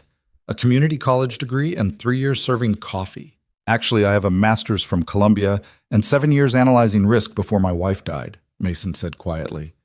But you're right that we're not the same. You build algorithms. I find the flaws in them. That's why Victoria needs both of us. Richard stared at him for a long moment, then walked out without another word. Mason sat alone in the conference room, his hands shaking slightly. He just stood up to a senior vice president of quantitative trading. He'd just claimed a seat at a table he'd been invisible beside for 14 months. He had no idea if that was brave or stupid. Victoria poked her head back into the room. You okay? Yeah, fine. Richard's an ass when his ego gets bruised. Don't take it personally. Little late for that. Victoria came fully into the room and closed the door behind her. Mason, I need you to understand something. What you're doing here matters, not just because you caught one error, but because you see things differently than the people who've been staring at the same problems for years. That perspective is valuable. That's why I hired you. Your team doesn't see it that way. They will. Eventually. Victoria leaned against the table. In the meantime, you need to hold your ground. Because if you back down now, if you let Richard intimidate you into being invisible again, then you're not useful to me anymore. Understand? Mason understood. He just wasn't sure he could do what she was asking, but he nodded anyway. Because $15,000 a month meant Ellie could have new shoes and a bedroom that didn't have water stains on the ceiling. It meant he could pay his rent on time and maybe even save for her college fund. It meant he couldn't afford to be invisible anymore, no matter how much easier that would be. The algorithm went live on March 15th at exactly 9:30 a.m., 30 seconds after the market opened. Mason stood at the coffee station on the third floor, wiping down counters that didn't need wiping, trying not to think about the fact that 60 floors above him, millions of dollars were being traded based on code he'd spent the last 3 weeks reviewing. Richard's team had completed the additional stress testing. They'd fixed the market reversal vulnerability. They'd addressed every issue Mason had flagged in his reports. But that didn't stop his stomach from churning. At 10:15, his phone buzzed. A text from Victoria. Algorithm performing perfectly. Exactly as predicted. Nice work. Mason let out a breath he hadn't realized he'd been holding. The rest of March passed in a blur of double shifts. Coffee station during the day, consulting work at night after Ellie went to sleep. Mason reviewed risk models, spot-checked trading algorithms, analyzed portfolio positions for potential vulnerabilities. Some nights he worked until 2 in the morning, his eyes burning from staring at spreadsheets, his back aching from hunching over his laptop at the kitchen table. But the first consulting payment hit his bank account on April 1st, and Mason sat at that same kitchen table staring at the balance like it might disappear if he looked away. $15,000. More money than he'd seen in one place since Sarah died. He paid off his back rent that afternoon. Bought Ellie 3 new pairs of shoes and a winter coat that actually fit. Went to the grocery store and bought fresh vegetables instead of the wilted ones from the discount bin. Small things. Normal things. Things other people took for granted. Things that felt like winning the lottery. Ellie noticed the changes immediately. "Why do we have the good peanut butter?" she asked one morning, holding up the jar like it was evidence of a crime. "Because we can afford it now." "Did you get a raise at the coffee job?" Something like that. She'd accepted this explanation the way 7-year-olds accept most things, with a shrug and a return to whatever was actually important, which in this case was building a volcano that would erupt bigger than Emma's. They spent 2 weekends in April constructing that volcano. Mason helped her build the structure out of cardboard and papier-mâché, watched her paint it with more enthusiasm than precision, mixed the baking soda and vinegar solution that would create the eruption. The night before the science fair, Ellie was so excited she could barely sleep. "What if it doesn't work?" she asked from her bed, her stuffed elephant clutched tight. "It'll work. We tested it 3 times, remember? What if it works too well, and it erupts all over the gym floor?" Mason smiled and brushed the hair back from her forehead. "Then we'll clean it up together. Either way, it's going to be great." The science fair was on a Thursday afternoon. Mason requested the time off from hospitality services, his first time ever asking to leave early, and showed up at PS 234 at 1 p.m. in his work clothes, still smelling faintly of coffee. The gymnasium was packed with parents and projects. Mason spotted Ellie's volcano immediately, sitting on a table near the back, painted in bright reds and oranges that definitely didn't match any volcano in nature, but looked exactly like something a 7-year-old would create. Ellie saw him and came running. "Daddy, you came!" "Of course I came. Wouldn't miss this." He looked at the volcano, currently dormant. "You ready for the eruption?" "Mrs. Patterson said we can do it at 2 o'clock. All the volcanoes erupt at the same time." They waited together, Ellie nervously rearranging the information poster she'd made about volcanic activity and plate tectonics. Mason read it and felt a surge of pride at how much she'd learned, how thoroughly she'd researched, how seriously she'd taken the whole project. At 2 o'clock, Mrs. Patterson gave the signal. Ellie poured the vinegar solution into the volcano's crater, and Mason held his breath. The eruption was perfect. Not too big, not too small. The red-dyed foam bubbling up and cascading down the sides exactly the way they'd planned. Ellie's face lit up with pure joy, and Mason thought that this moment right here was worth more than any consulting fee. Emma's volcano erupted 3 seconds later with significantly less impressive results, and Ellie tried very hard not to look smug about it. Afterward, as they walked back to the subway, Ellie held the small ribbon she'd won for most enthusiastic presentation and chattered about how next year she wanted to do something even bigger, maybe something with electricity or robotics. "We'll figure it out," Mason told her. "Whatever you want to do, we'll make it work." His phone buzzed, a text from Victoria. "Need you in the office tomorrow morning, 8 a.m., conference room, emergency." Mason's good mood evaporated instantly. He typed back, "What kind of emergency?" "The algorithmic kind. Can you make it?" Mason thought about his morning routine, about dropping Ellie at school, about the fact that 8 a.m. meant he'd have to leave his apartment by 6:30 at the latest. "I'll be there." That night, after Ellie was asleep, Mason tried to prepare himself for whatever crisis was waiting. He pulled up the algorithm files on his laptop, reviewed his previous notes, looked for anything that might have gone wrong in the 3 weeks since launch. But the algorithm had been performing flawlessly. Every metric looked good. Every stress test had passed. So what had changed? He didn't sleep well. At 4:45 a.m., he gave up and got out of bed, made coffee in the dark, stared at the numbers on his laptop screen until they started to blur together. Ellie woke up early again, padding into the kitchen at 5:30 with her elephant and her sleepy face. "Another big work day?" "Yeah, baby, another big work day." She climbed onto his lap, something she'd been doing less and less lately, and leaned against his chest. "You're doing the math job now, right? Not just the coffee job?" "Both jobs. Why do you ask?" "Because you look worried the way you used to look before Mom died. When you had the old job that made you tired all the time." Mason felt his chest tighten. He wrapped his arms around Ellie and held her close. "I'm okay, sweetheart. Just trying to solve a problem for work. It's nothing bad. Promise?" "I promise." They sat like that for a long moment, father and daughter in a kitchen that was slowly getting lighter as dawn crept through the window. Finally, Ellie pulled back and looked at him seriously. "I like the good peanut butter. And my new shoes. But I liked it before too, when it was just us and the cheap stuff." Mason had to swallow hard before he could speak. "Me too, Ellie Belly. Me too." He dropped her at school at 6:45, earlier than the early drop-off usually started, but Angela was already there and agreed to let Ellie wait in the cafeteria. Then Mason took the subway to Manhattan, his mind running through every possible crisis scenario. The conference room on the 62nd floor was already full when Mason arrived at 7:55. Victoria sat at the head of the table looking like she hadn't slept. Richard Wu was there, along with Judith Chen and David Kowalski and 3 other executives Mason recognized from previous meetings. All of them looked grim. Mason took the only empty seat next to a woman he didn't know who barely glanced at him. Victoria started talking immediately. "Thank you all for coming in early. We have a situation. Richard, walk everyone through it." Richard pulled up a presentation on the main screen.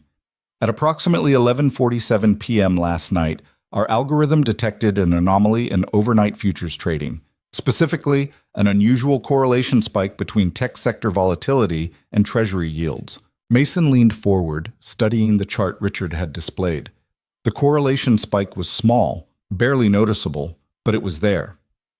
"The algorithm responded according to protocol," Richard continued. "It reduced our tech exposure and increased our position in defensive sectors. Standard risk management procedure." "So what's the problem?" Judith asked. "The problem is that the anomaly disappeared by 2 a.m.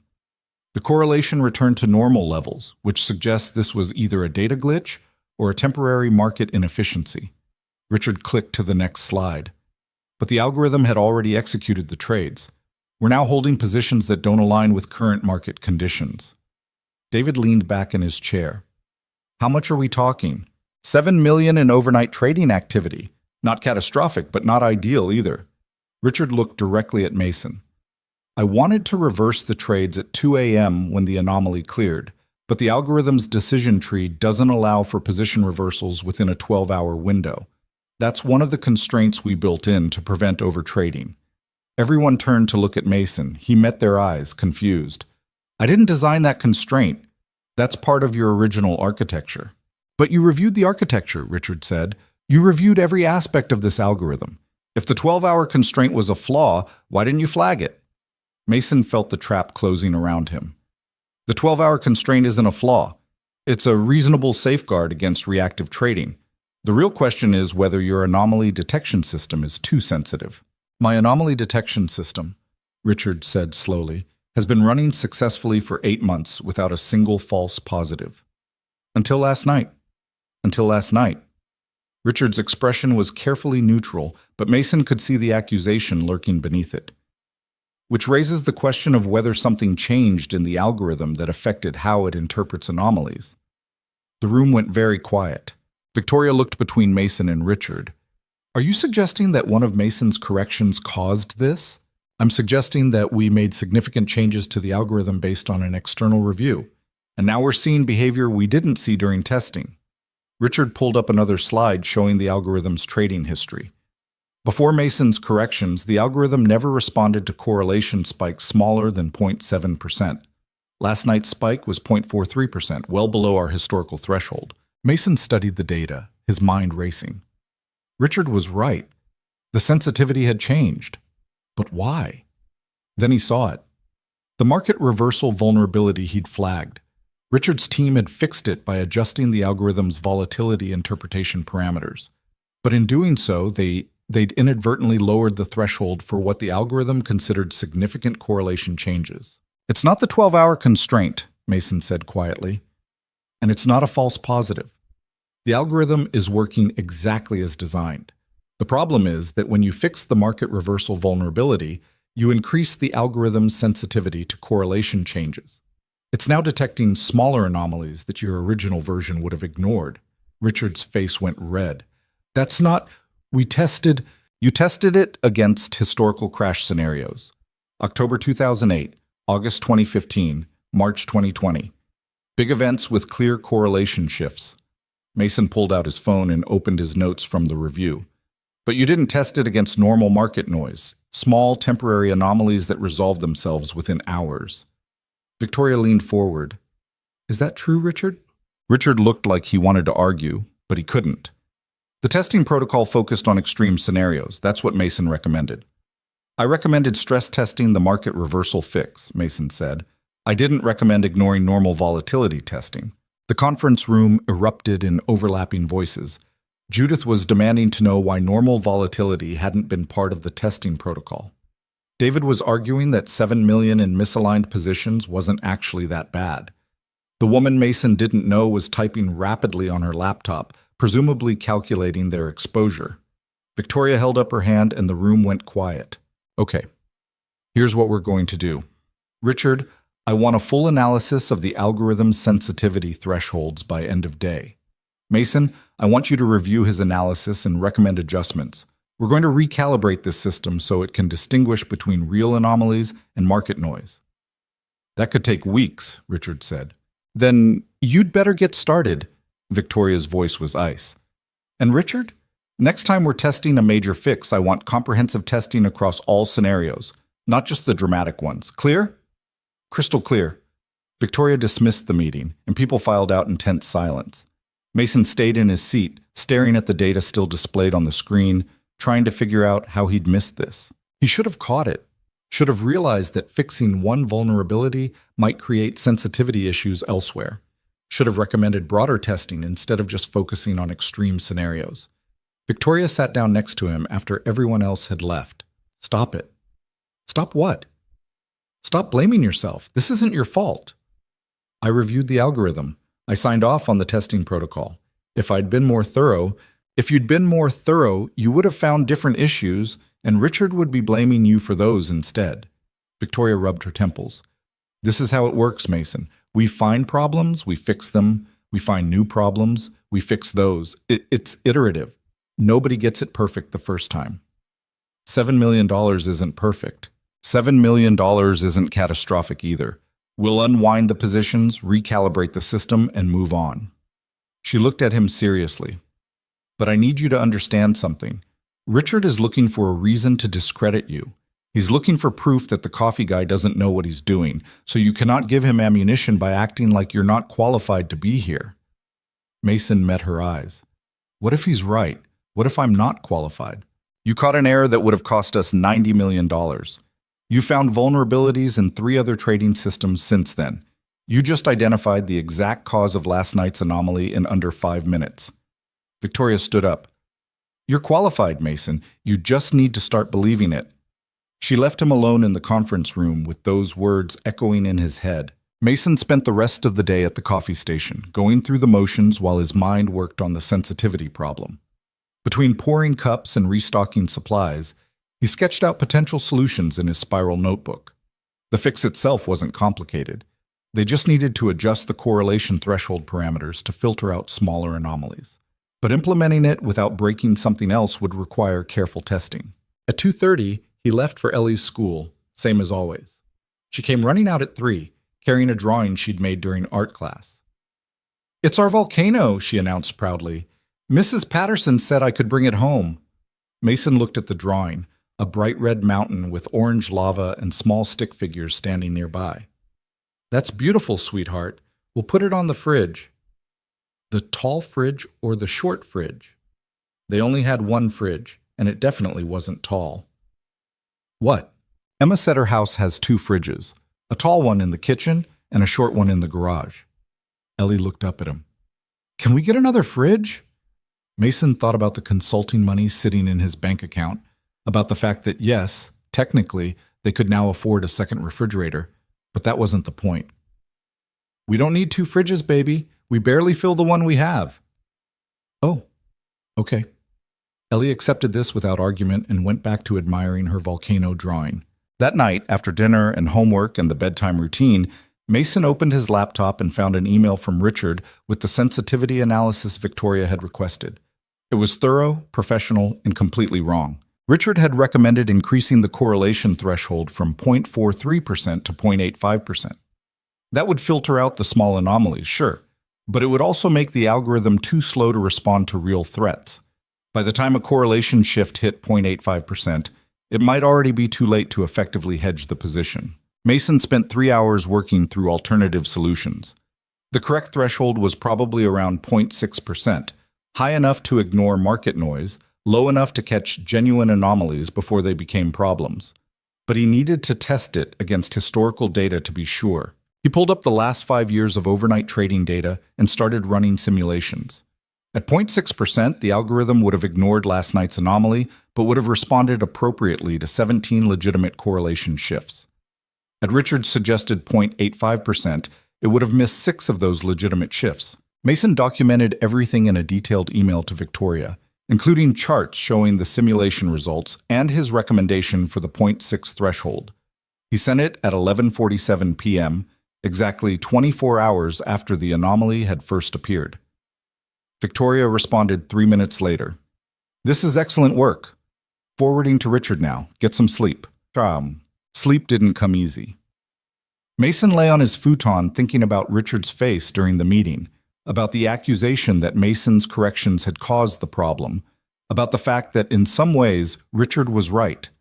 The algorithm's increased sensitivity was a direct result of fixing the market reversal vulnerability. But that didn't make the fix wrong. It just meant they needed to refine it. His phone buzzed at 6:15 a.m. while he was making breakfast. A text from Richard. Your threshold recommendation is too aggressive. We need to discuss this in person before presenting to Victoria. Mason stared at the message, trying to decode whether this was a genuine invitation to collaborate or another trap. Finally, he typed back, I'm available after 3 p.m. any day this week. I'm talking about now, before your shift starts. Mason glanced at Ellie, still sleepy-eyed and eating her cereal. I can't. I have to get my daughter to school. 3 dots appeared, then disappeared, then appeared again. Fine. Tonight then. 6 p.m. my office. Mason hesitated. 6 p.m. meant rushing home from Ellie's school, making her a quick dinner, and leaving her alone in the apartment while he went back to Manhattan. They'd never done that before. He'd never left her alone. But maybe it was time to start figuring out how to make this work. Ellie was 7, almost 8, responsible for her age, and he'd only be gone for an hour, maybe 2. Okay, he typed. 6 p.m. He spent the whole day second-guessing that decision.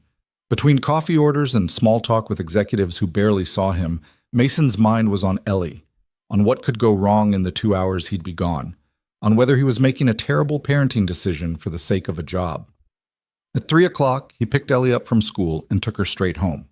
He made spaghetti for dinner, her favorite, and sat her down at the kitchen table. Listen, sweetheart, I have to go back to the office tonight for a meeting, just for a little while. Ellie's fork stopped halfway to her mouth. At night? Yeah, I should be home by 8 o'clock, maybe earlier. Will I be here alone? Mason's chest tightened at the fear in her voice. Yeah, but just for a couple hours. You'll be okay. You can watch TV, work on homework, whatever you want, and you can call me anytime if you need anything. What if something bad happens? Nothing bad is going to happen, but if you get scared or if there's an emergency, you call 911 first, then you call me. Okay? Ellie pushed her spaghetti around her plate, not eating. I don't want you to go. I know, baby, but this is important for work, and you're a big girl now. I know you can handle this. She didn't look convinced, but she nodded. Mason left the apartment at 5:30, guilt eating him alive. He'd left emergency numbers on the counter, made sure Ellie knew how to lock the door behind him, checked the batteries in the smoke detector twice. He'd done everything he could think of to keep her safe, but he still felt like the worst father in the world. Richard's office on the 62nd floor looked different at 6 p.m.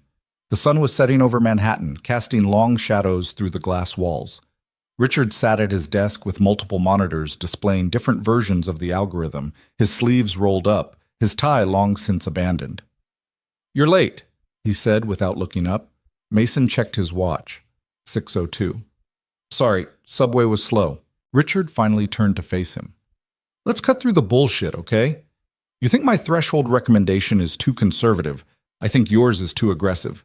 We need to find a middle ground before Victoria forces us to implement something neither of us believes in. It was the most honest Richard had been with him since this whole thing started. Mason pulled up a chair and sat down. Okay, what's your reasoning for 0.85? Safety margin. If we're going to make a mistake, I'd rather we miss an anomaly than respond to noise. Richard pulled up a chart. Your simulations show we'd miss 6 legitimate correlation shifts over 5 years. That's 1 miss per year, roughly. I can live with that if it means we avoid false positives. But those 6 misses could cost millions of dollars each. And responding to noise costs millions too, like it did 2 nights ago.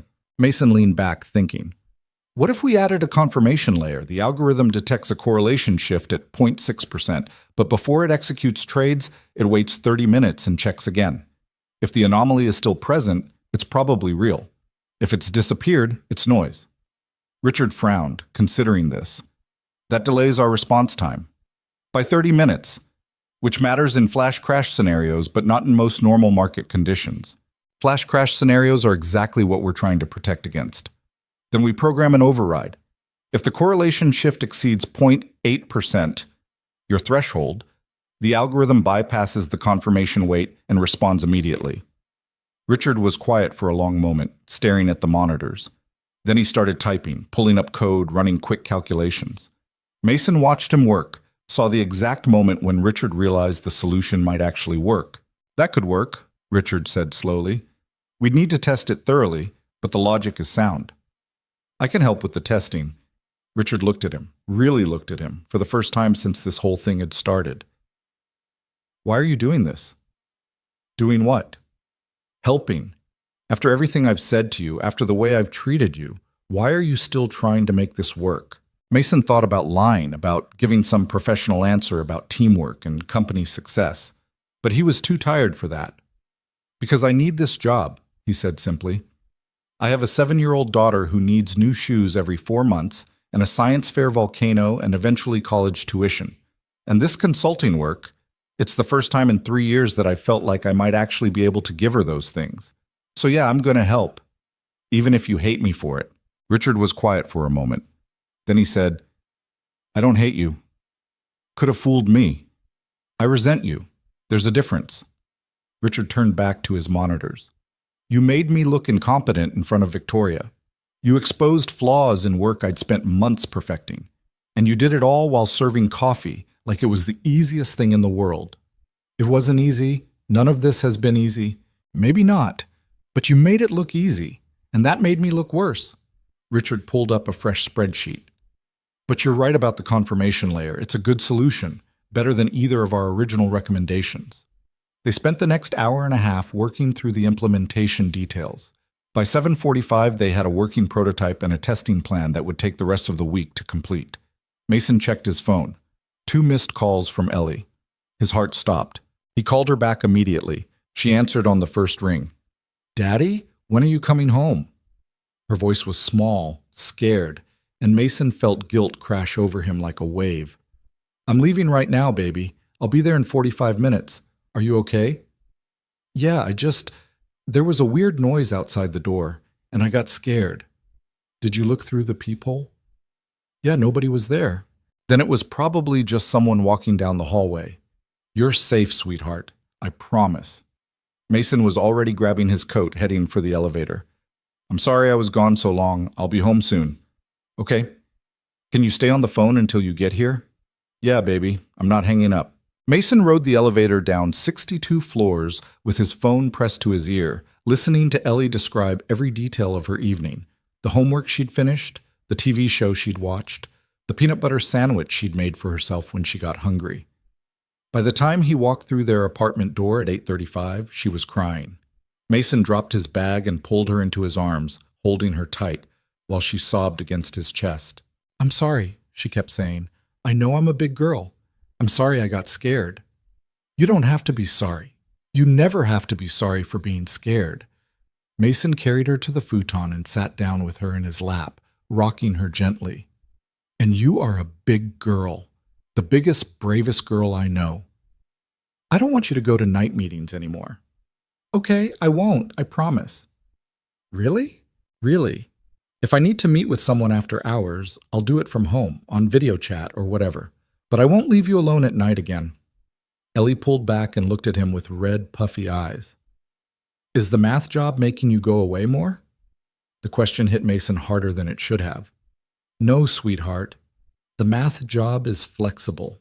I can do most of it from home, remember?" "But you just went to a meeting." "I did. And I shouldn't have. That was my mistake." Mason wiped the tears from her cheeks. "Listen to me. Nothing, no job, no amount of money, nothing is more important to me than you. You understand that?" Ellie nodded against his chest. They sat like that for a long time, father and daughter on a broken futon in a tiny apartment, holding each other while the city hummed outside their window. Eventually, Ellie's breathing steadied, her grip on his shirt loosened, and Mason realized she'd fallen asleep. He carried her to her bed, tucked her in with her elephant, and stood in the doorway watching her sleep. 7 years old, still so small, still needing him in ways that no consulting fee could ever compensate for.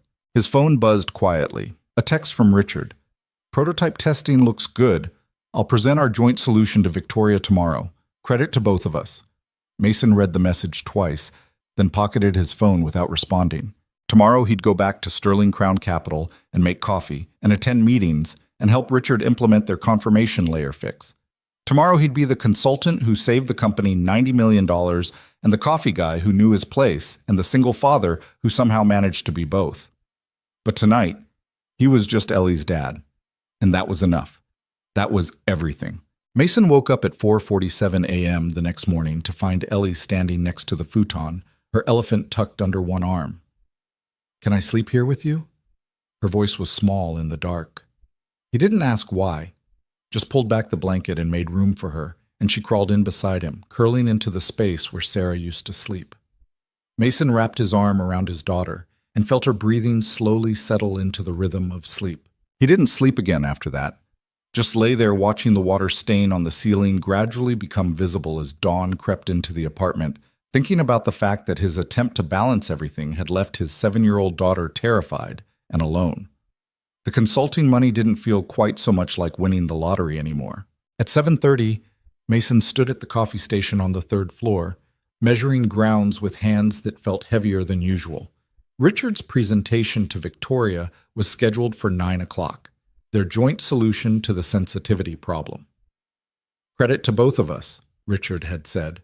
But Mason kept thinking about Ellie's tear-stained face, about the promise he'd made to never leave her alone at night again, about the fact that consulting work meant late meetings and emergency calls and demands on his time that didn't care about bedtime routines and scared little girls.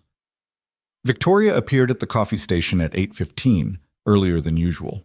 She took a cup of dark roast and stood there for a moment, not drinking it. "Richard sent me your joint proposal last night. The confirmation layer is brilliant. Thanks. You okay? You look like you didn't sleep." Mason poured cream into a cup for David Kowalski, who grabbed it without acknowledgement and walked away. "Just a long night." Victoria studied him with those sharp eyes that missed nothing. "Want to talk about it?" "Not really." "Fair enough." She took a sip of her coffee. "Listen, I know this has been a difficult transition. The consulting work on top of your regular hours, the tension with Richard's team, the fact that you're trying to raise a daughter while managing all of this. I'm handling it." "Are you?" Victoria's voice wasn't unkind, just direct. "Because from where I'm standing, you look like someone who's trying to be in 3 places at once and succeeding at none of them." Mason set down the coffee pot and met her eyes. "What do you want me to say? That this is harder than I thought? That I'm not sure I can keep doing both jobs?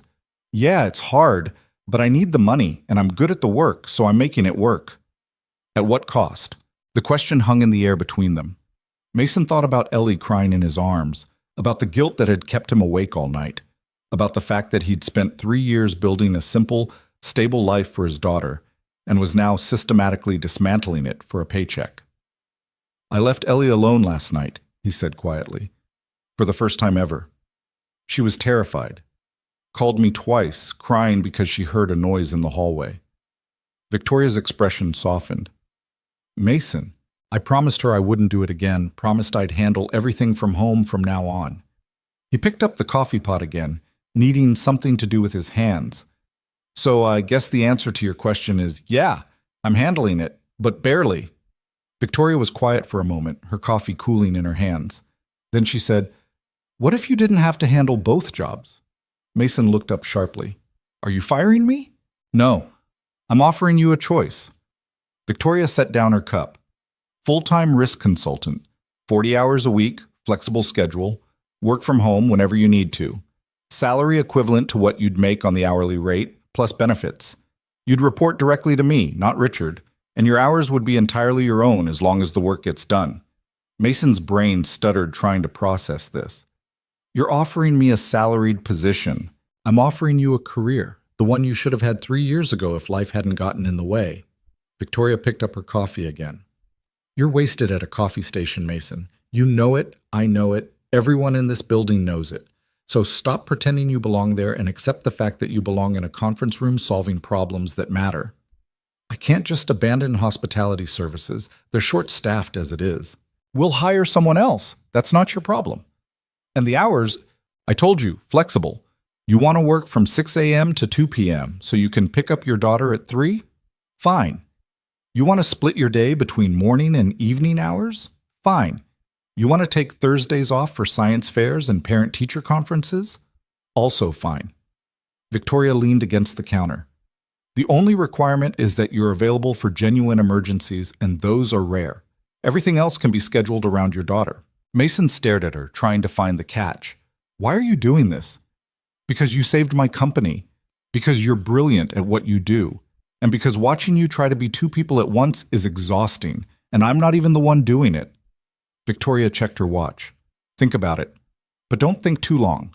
Richard's presentation is in 45 minutes, and I'd like to know whether I'm announcing a new senior risk consultant or just thanking the coffee guy for his part-time help." She walked away, leaving her half-finished coffee on the counter. Mason stood there in the empty hallway, surrounded by coffee cups and sugar packets, and the remains of the life he'd built after Sarah died. A simple life. A safe life. A life where he knew exactly what was expected of him and exactly when he'd be done so he could go home to his daughter. But Ellie's words from last night echoed in his head. "I like the good peanut butter and my new shoes, but I liked it before too." His phone buzzed. A text from Ellie. Sent from the school office phone they let kids use for emergencies. "Are you still coming at 3? Love you. Mason typed back immediately. I'll be there, I promise. Love you too. He stared at that message for a long moment. Then he untied his apron, folded it neatly, and set it on the counter next to Victoria's coffee cup. Some promises mattered more than safety.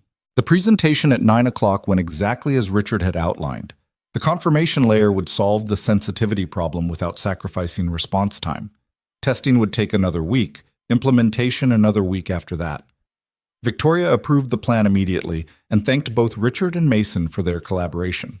But as the meeting was wrapping up, Victoria held up her hand. One more thing before everyone leaves. I'm making some organizational changes to how we handle risk assessment going forward. She looked directly at Mason. Effective immediately, Mason Reed will be joining Sterling Crown Capital as our senior risk consultant, reporting directly to me.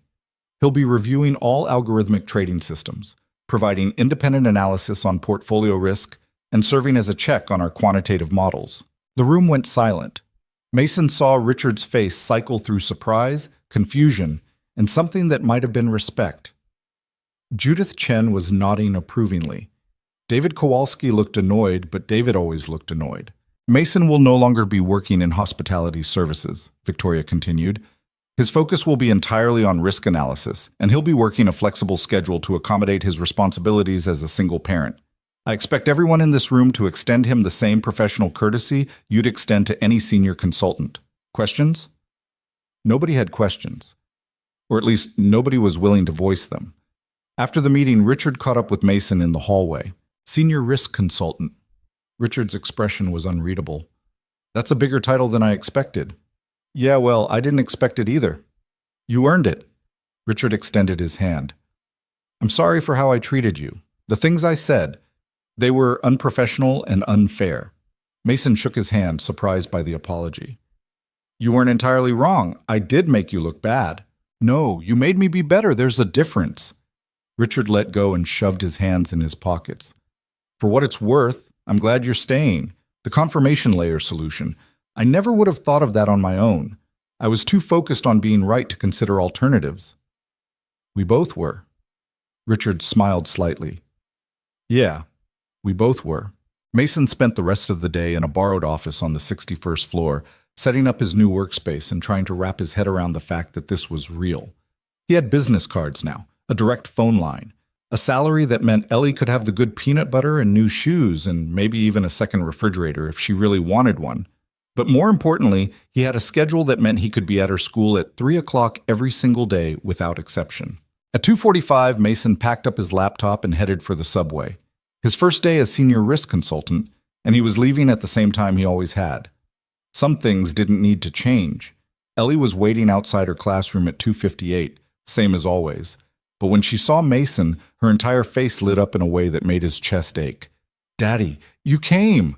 Of course I came. I always come. I know, but... Ellie threw her arms around him. I thought maybe with your new job you'd be too busy.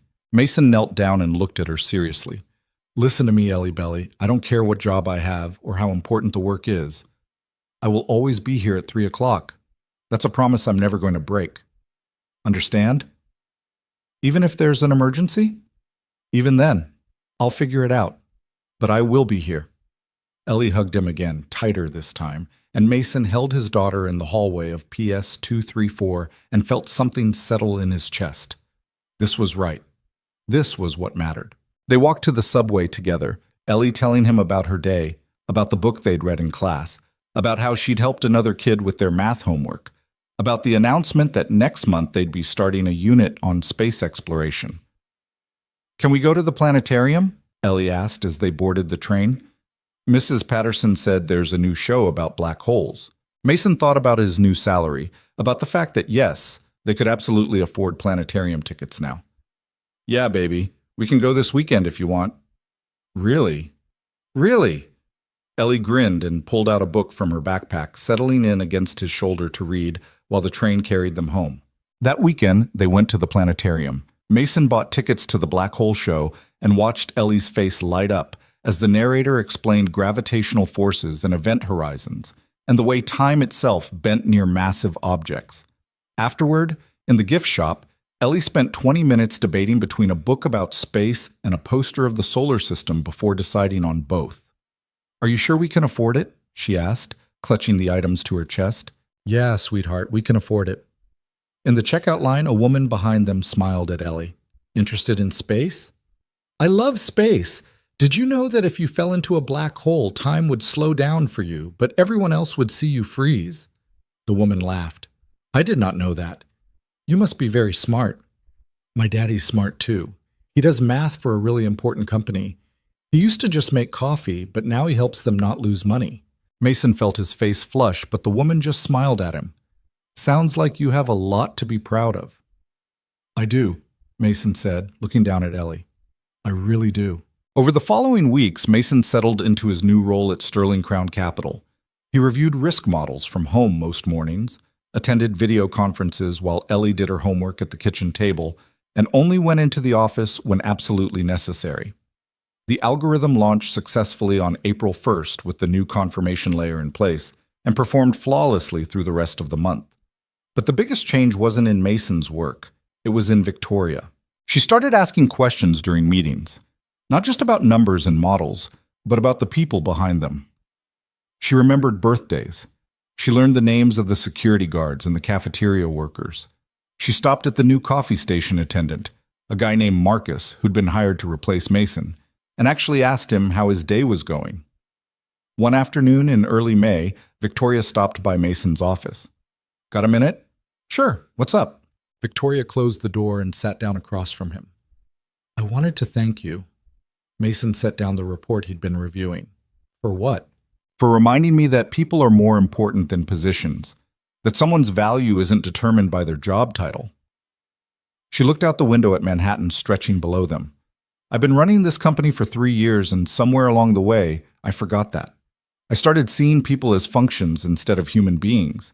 Executives, analysts, coffee service, just roles to fill. You were just focused on the business. I was being an asshole.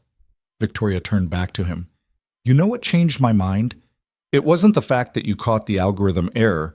It was watching you choose your daughter over a meeting, watching you set boundaries and stick to them, even when it would have been easier to compromise, watching you refuse to sacrifice the things that actually mattered for the things that just seemed important. Mason didn't know what to say to that. I grew up thinking success meant working 80-hour weeks and sacrificing everything for your career, Victoria continued. My father built his company that way, missed my childhood, missed my mother's cancer treatment, missed everything that wasn't directly related to making money, and I was following the same path without even realizing it. And now? Now I'm trying something different.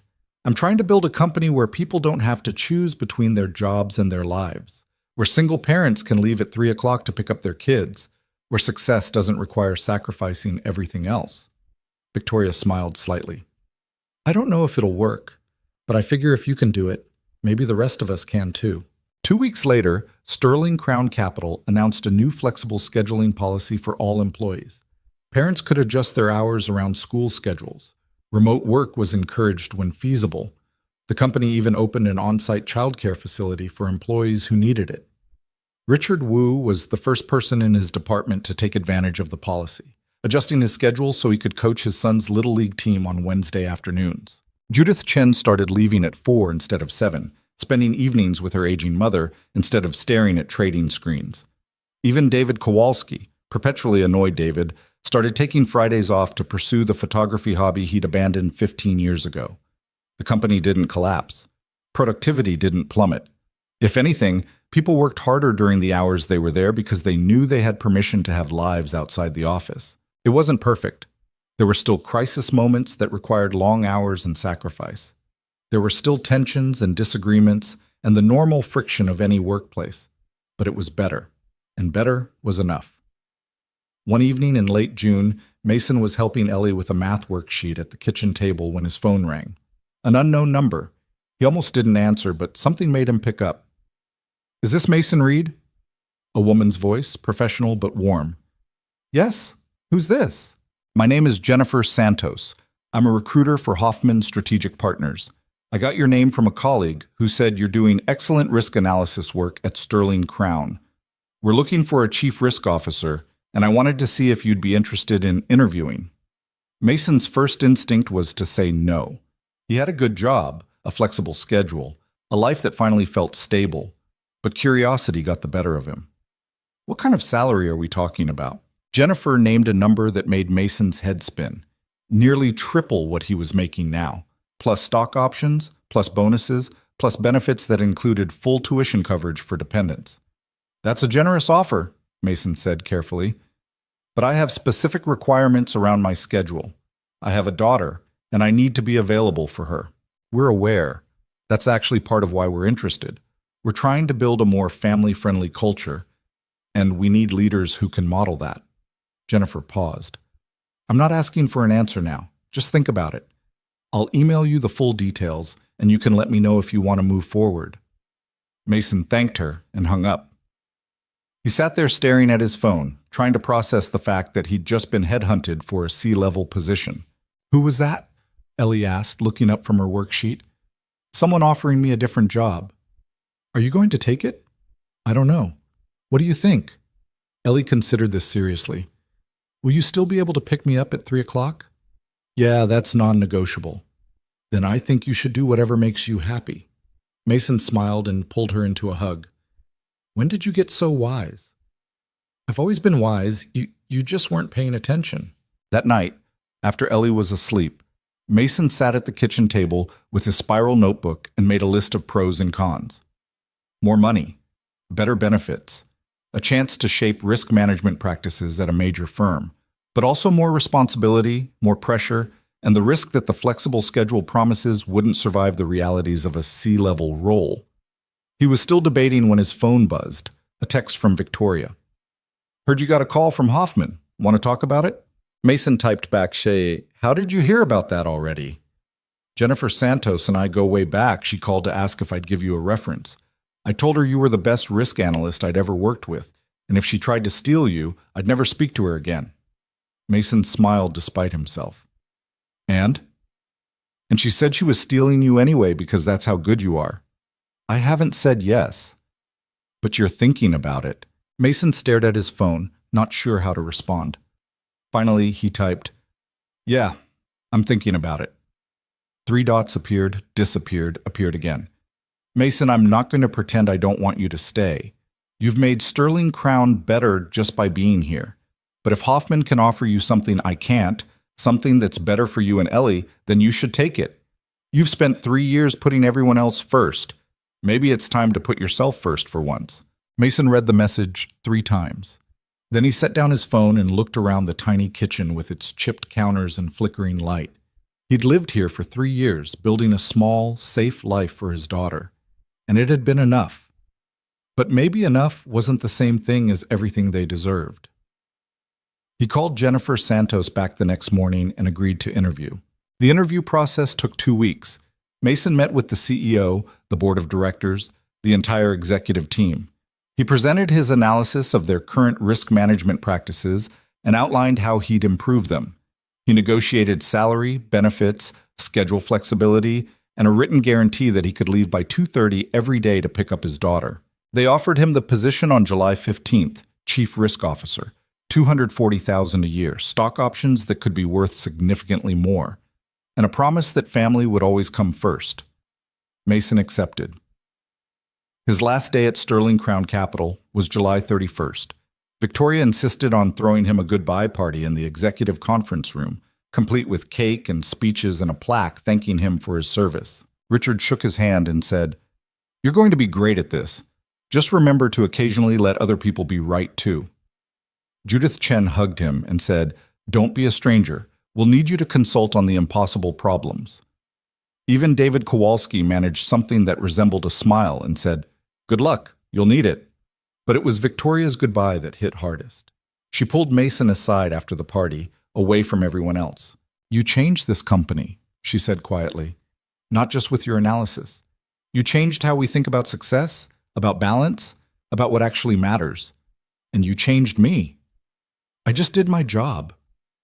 No, you did more than that. You showed us that being excellent at work and being present for your family aren't mutually exclusive, that you can be brilliant and kind, that success doesn't require sacrificing everything else. Victoria's eyes were bright. Thank you for that. Mason didn't trust himself to speak, so he just hugged her. On his way out, Mason stopped by the third-floor coffee station. Marcus was there, restocking supplies, doing the same job Mason had done for 14 months. "Hey," Mason said. "Just wanted to say goodbye." Marcus looked up. "You're the guy who used to work here, right? Before you became some big-shot consultant." "That's me. Must be nice. Moving up like that." Mason thought about the journey from coffee station to consultant to chief risk officer. About the nights he'd spent hunched over his laptop while Ellie slept. About the fear and doubt and the constant feeling that he was failing at everything. "It wasn't easy," he said honestly. "And there were a lot of times I wasn't sure it was worth it. But yeah, it worked out." Marcus nodded. "Good for you, man. Seriously." Mason left Sterling Crown Capital for the last time and took the subway to Queens, same as he'd done hundreds of times before. But this time felt different. This time, he wasn't going home to a broken futon and a water-stained ceiling and the constant worry about making rent. This time, he was going home to start packing for the new apartment he'd rented in a better neighborhood with a real bedroom for Ellie and an office where he could work without spreading papers across the kitchen table. Ellie was waiting at PS 234 at 2:58, same as always.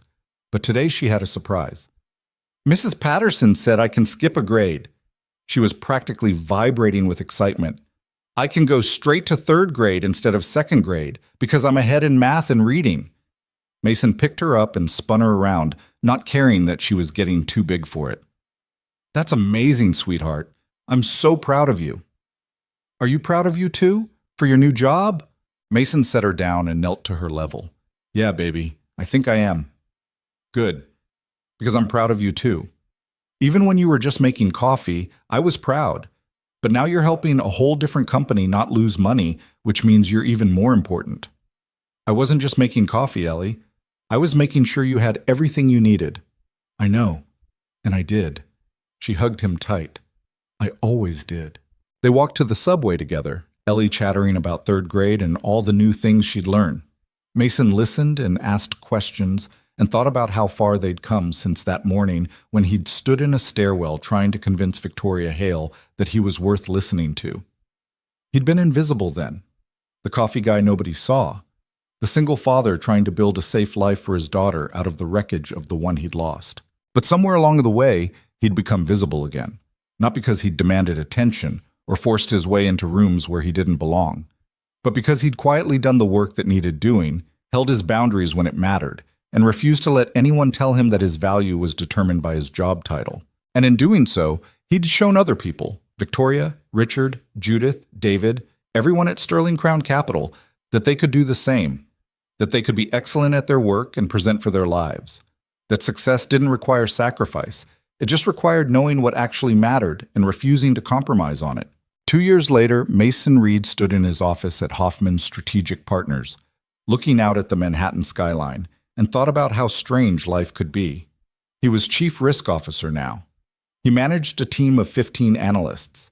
He advised billion-dollar investment decisions and sat in board meetings, and had an assistant who scheduled his appointments and filtered his emails. But every day at 2:30, he closed his laptop and left the office to pick up Ellie from school. Every evening, they had dinner together and talked about their days. Every weekend, they went to museums or parks, or just stayed home building increasingly elaborate science projects. And every month, without fail, Mason had lunch with Victoria Hale. She'd tell him about Sterling Crown's latest developments and ask his advice on impossible problems. He'd tell her about Hoffman's new initiatives and thank her again for taking a chance on the coffee guy. "You were never just the coffee guy," Victoria said during one of those lunches. "You were always the brilliant analyst who happened to be serving coffee. I just helped you remember that. You did more than that. You changed how I thought about what was possible." "No," Victoria said, smiling. "You did that. I just got out of your way." Mason's phone buzzed. A text from Ellie, now 9 years old and in 4th grade after skipping another year. "Don't forget, I have soccer practice until 5 today. Love you." Mason showed Victoria the text. "She's playing soccer now, can you believe it?" "I absolutely can. She's your daughter. Of course she's trying everything." They finished lunch and said their goodbyes, and Mason walked back to his office thinking about the drawing Ellie had made all those years ago, the one titled My Hero, that showed him standing behind a coffee counter with a notebook in one hand and her small hand in the other. He still had that drawing. It was framed on his office wall now, right next to his Columbia degree and his professional certifications and all the other markers of success that were supposed to prove he'd made it. But that drawing mattered more than all of them combined, because it captured the truth that Mason had taken 3 years to fully understand, that being a hero had nothing to do with job titles or salary or the size of your office. It had everything to do with showing up for the people who needed you, even when it was hard, especially when it was hard. That evening, Mason picked up Ellie from soccer practice and listened to her describe in elaborate detail the goals she'd almost scored. They stopped for ice cream on the way home, sitting on a bench outside the shop while the summer sun set over the city. "Daddy?" Ellie said between bites of chocolate chip. "Can I ask you something?" "Always." "Do you miss it, making coffee?" Mason thought about the coffee station on the 3rd floor of Sterling Crown Capital, about the early mornings and the invisible hours and the executives who barely saw him, about the simplicity of that life, the way every day had been predictable and safe. "Sometimes," he admitted, "it was simpler then." "But not better?" "No, not better." Mason pulled Ellie closer. "This is better. All of this, the complicated job and the weird hours and the constant juggling, it's all better because we're building something together, a real life, not just a safe one." Ellie finished her ice cream and leaned against his shoulder. "I like our real life." "Me too, sweetheart. Me too." They sat there as the sun finished setting, father and daughter, on a bench in Queens, surrounded by the noise and chaos and impossible beauty of New York City. Mason thought about the journey that had brought them here, from tragedy to survival to something that looked like actual thriving. It hadn't been smooth. It hadn't been easy. There had been moments when he'd wanted to quit, to go back to the safety of invisibility, to stop trying so hard. But he hadn't quit. He'd kept showing up, kept doing the work, kept putting Ellie first even when it would have been easier to compromise. And in the end, that had made all the difference. Not because it had earned him promotions or salary increases or fancy job titles, but because it had taught him something he'd forgotten in the years since Sarah died. That dignity wasn't something other people gave you. It was something you claimed for yourself by deciding what mattered and refusing to settle for less. He'd been the coffee guy nobody saw, the single father struggling to make rent, the invisible man serving executives who never looked twice. But he'd also been the analyst who saved Sterling Crown $90 million, the consultant who changed how an entire company thought about work-life balance, the father who never missed a 3 o'clock pickup no matter what. And now he was the chief risk officer who proved you could be excellent at your job and present for your daughter, who showed that success didn't require sacrifice, who lived proof that the person pouring your coffee might be the smartest person in the building if you just take the time to see them. Mason looked down at Ellie, drowsy and content against his shoulder, and felt a peace he hadn't felt in years. They'd made it, not to some perfect ending where everything was easy and nothing hurt, but to a place where the struggles felt worth it, where the victories, small and large, belonged to both of them. "Come on," he said, standing up and taking Ellie's hand. "Let's go home." And together, they walked into the summer evening, father and daughter, hand in hand, building a life that mattered more than any job title ever could, because in the end, that was the only success that counted.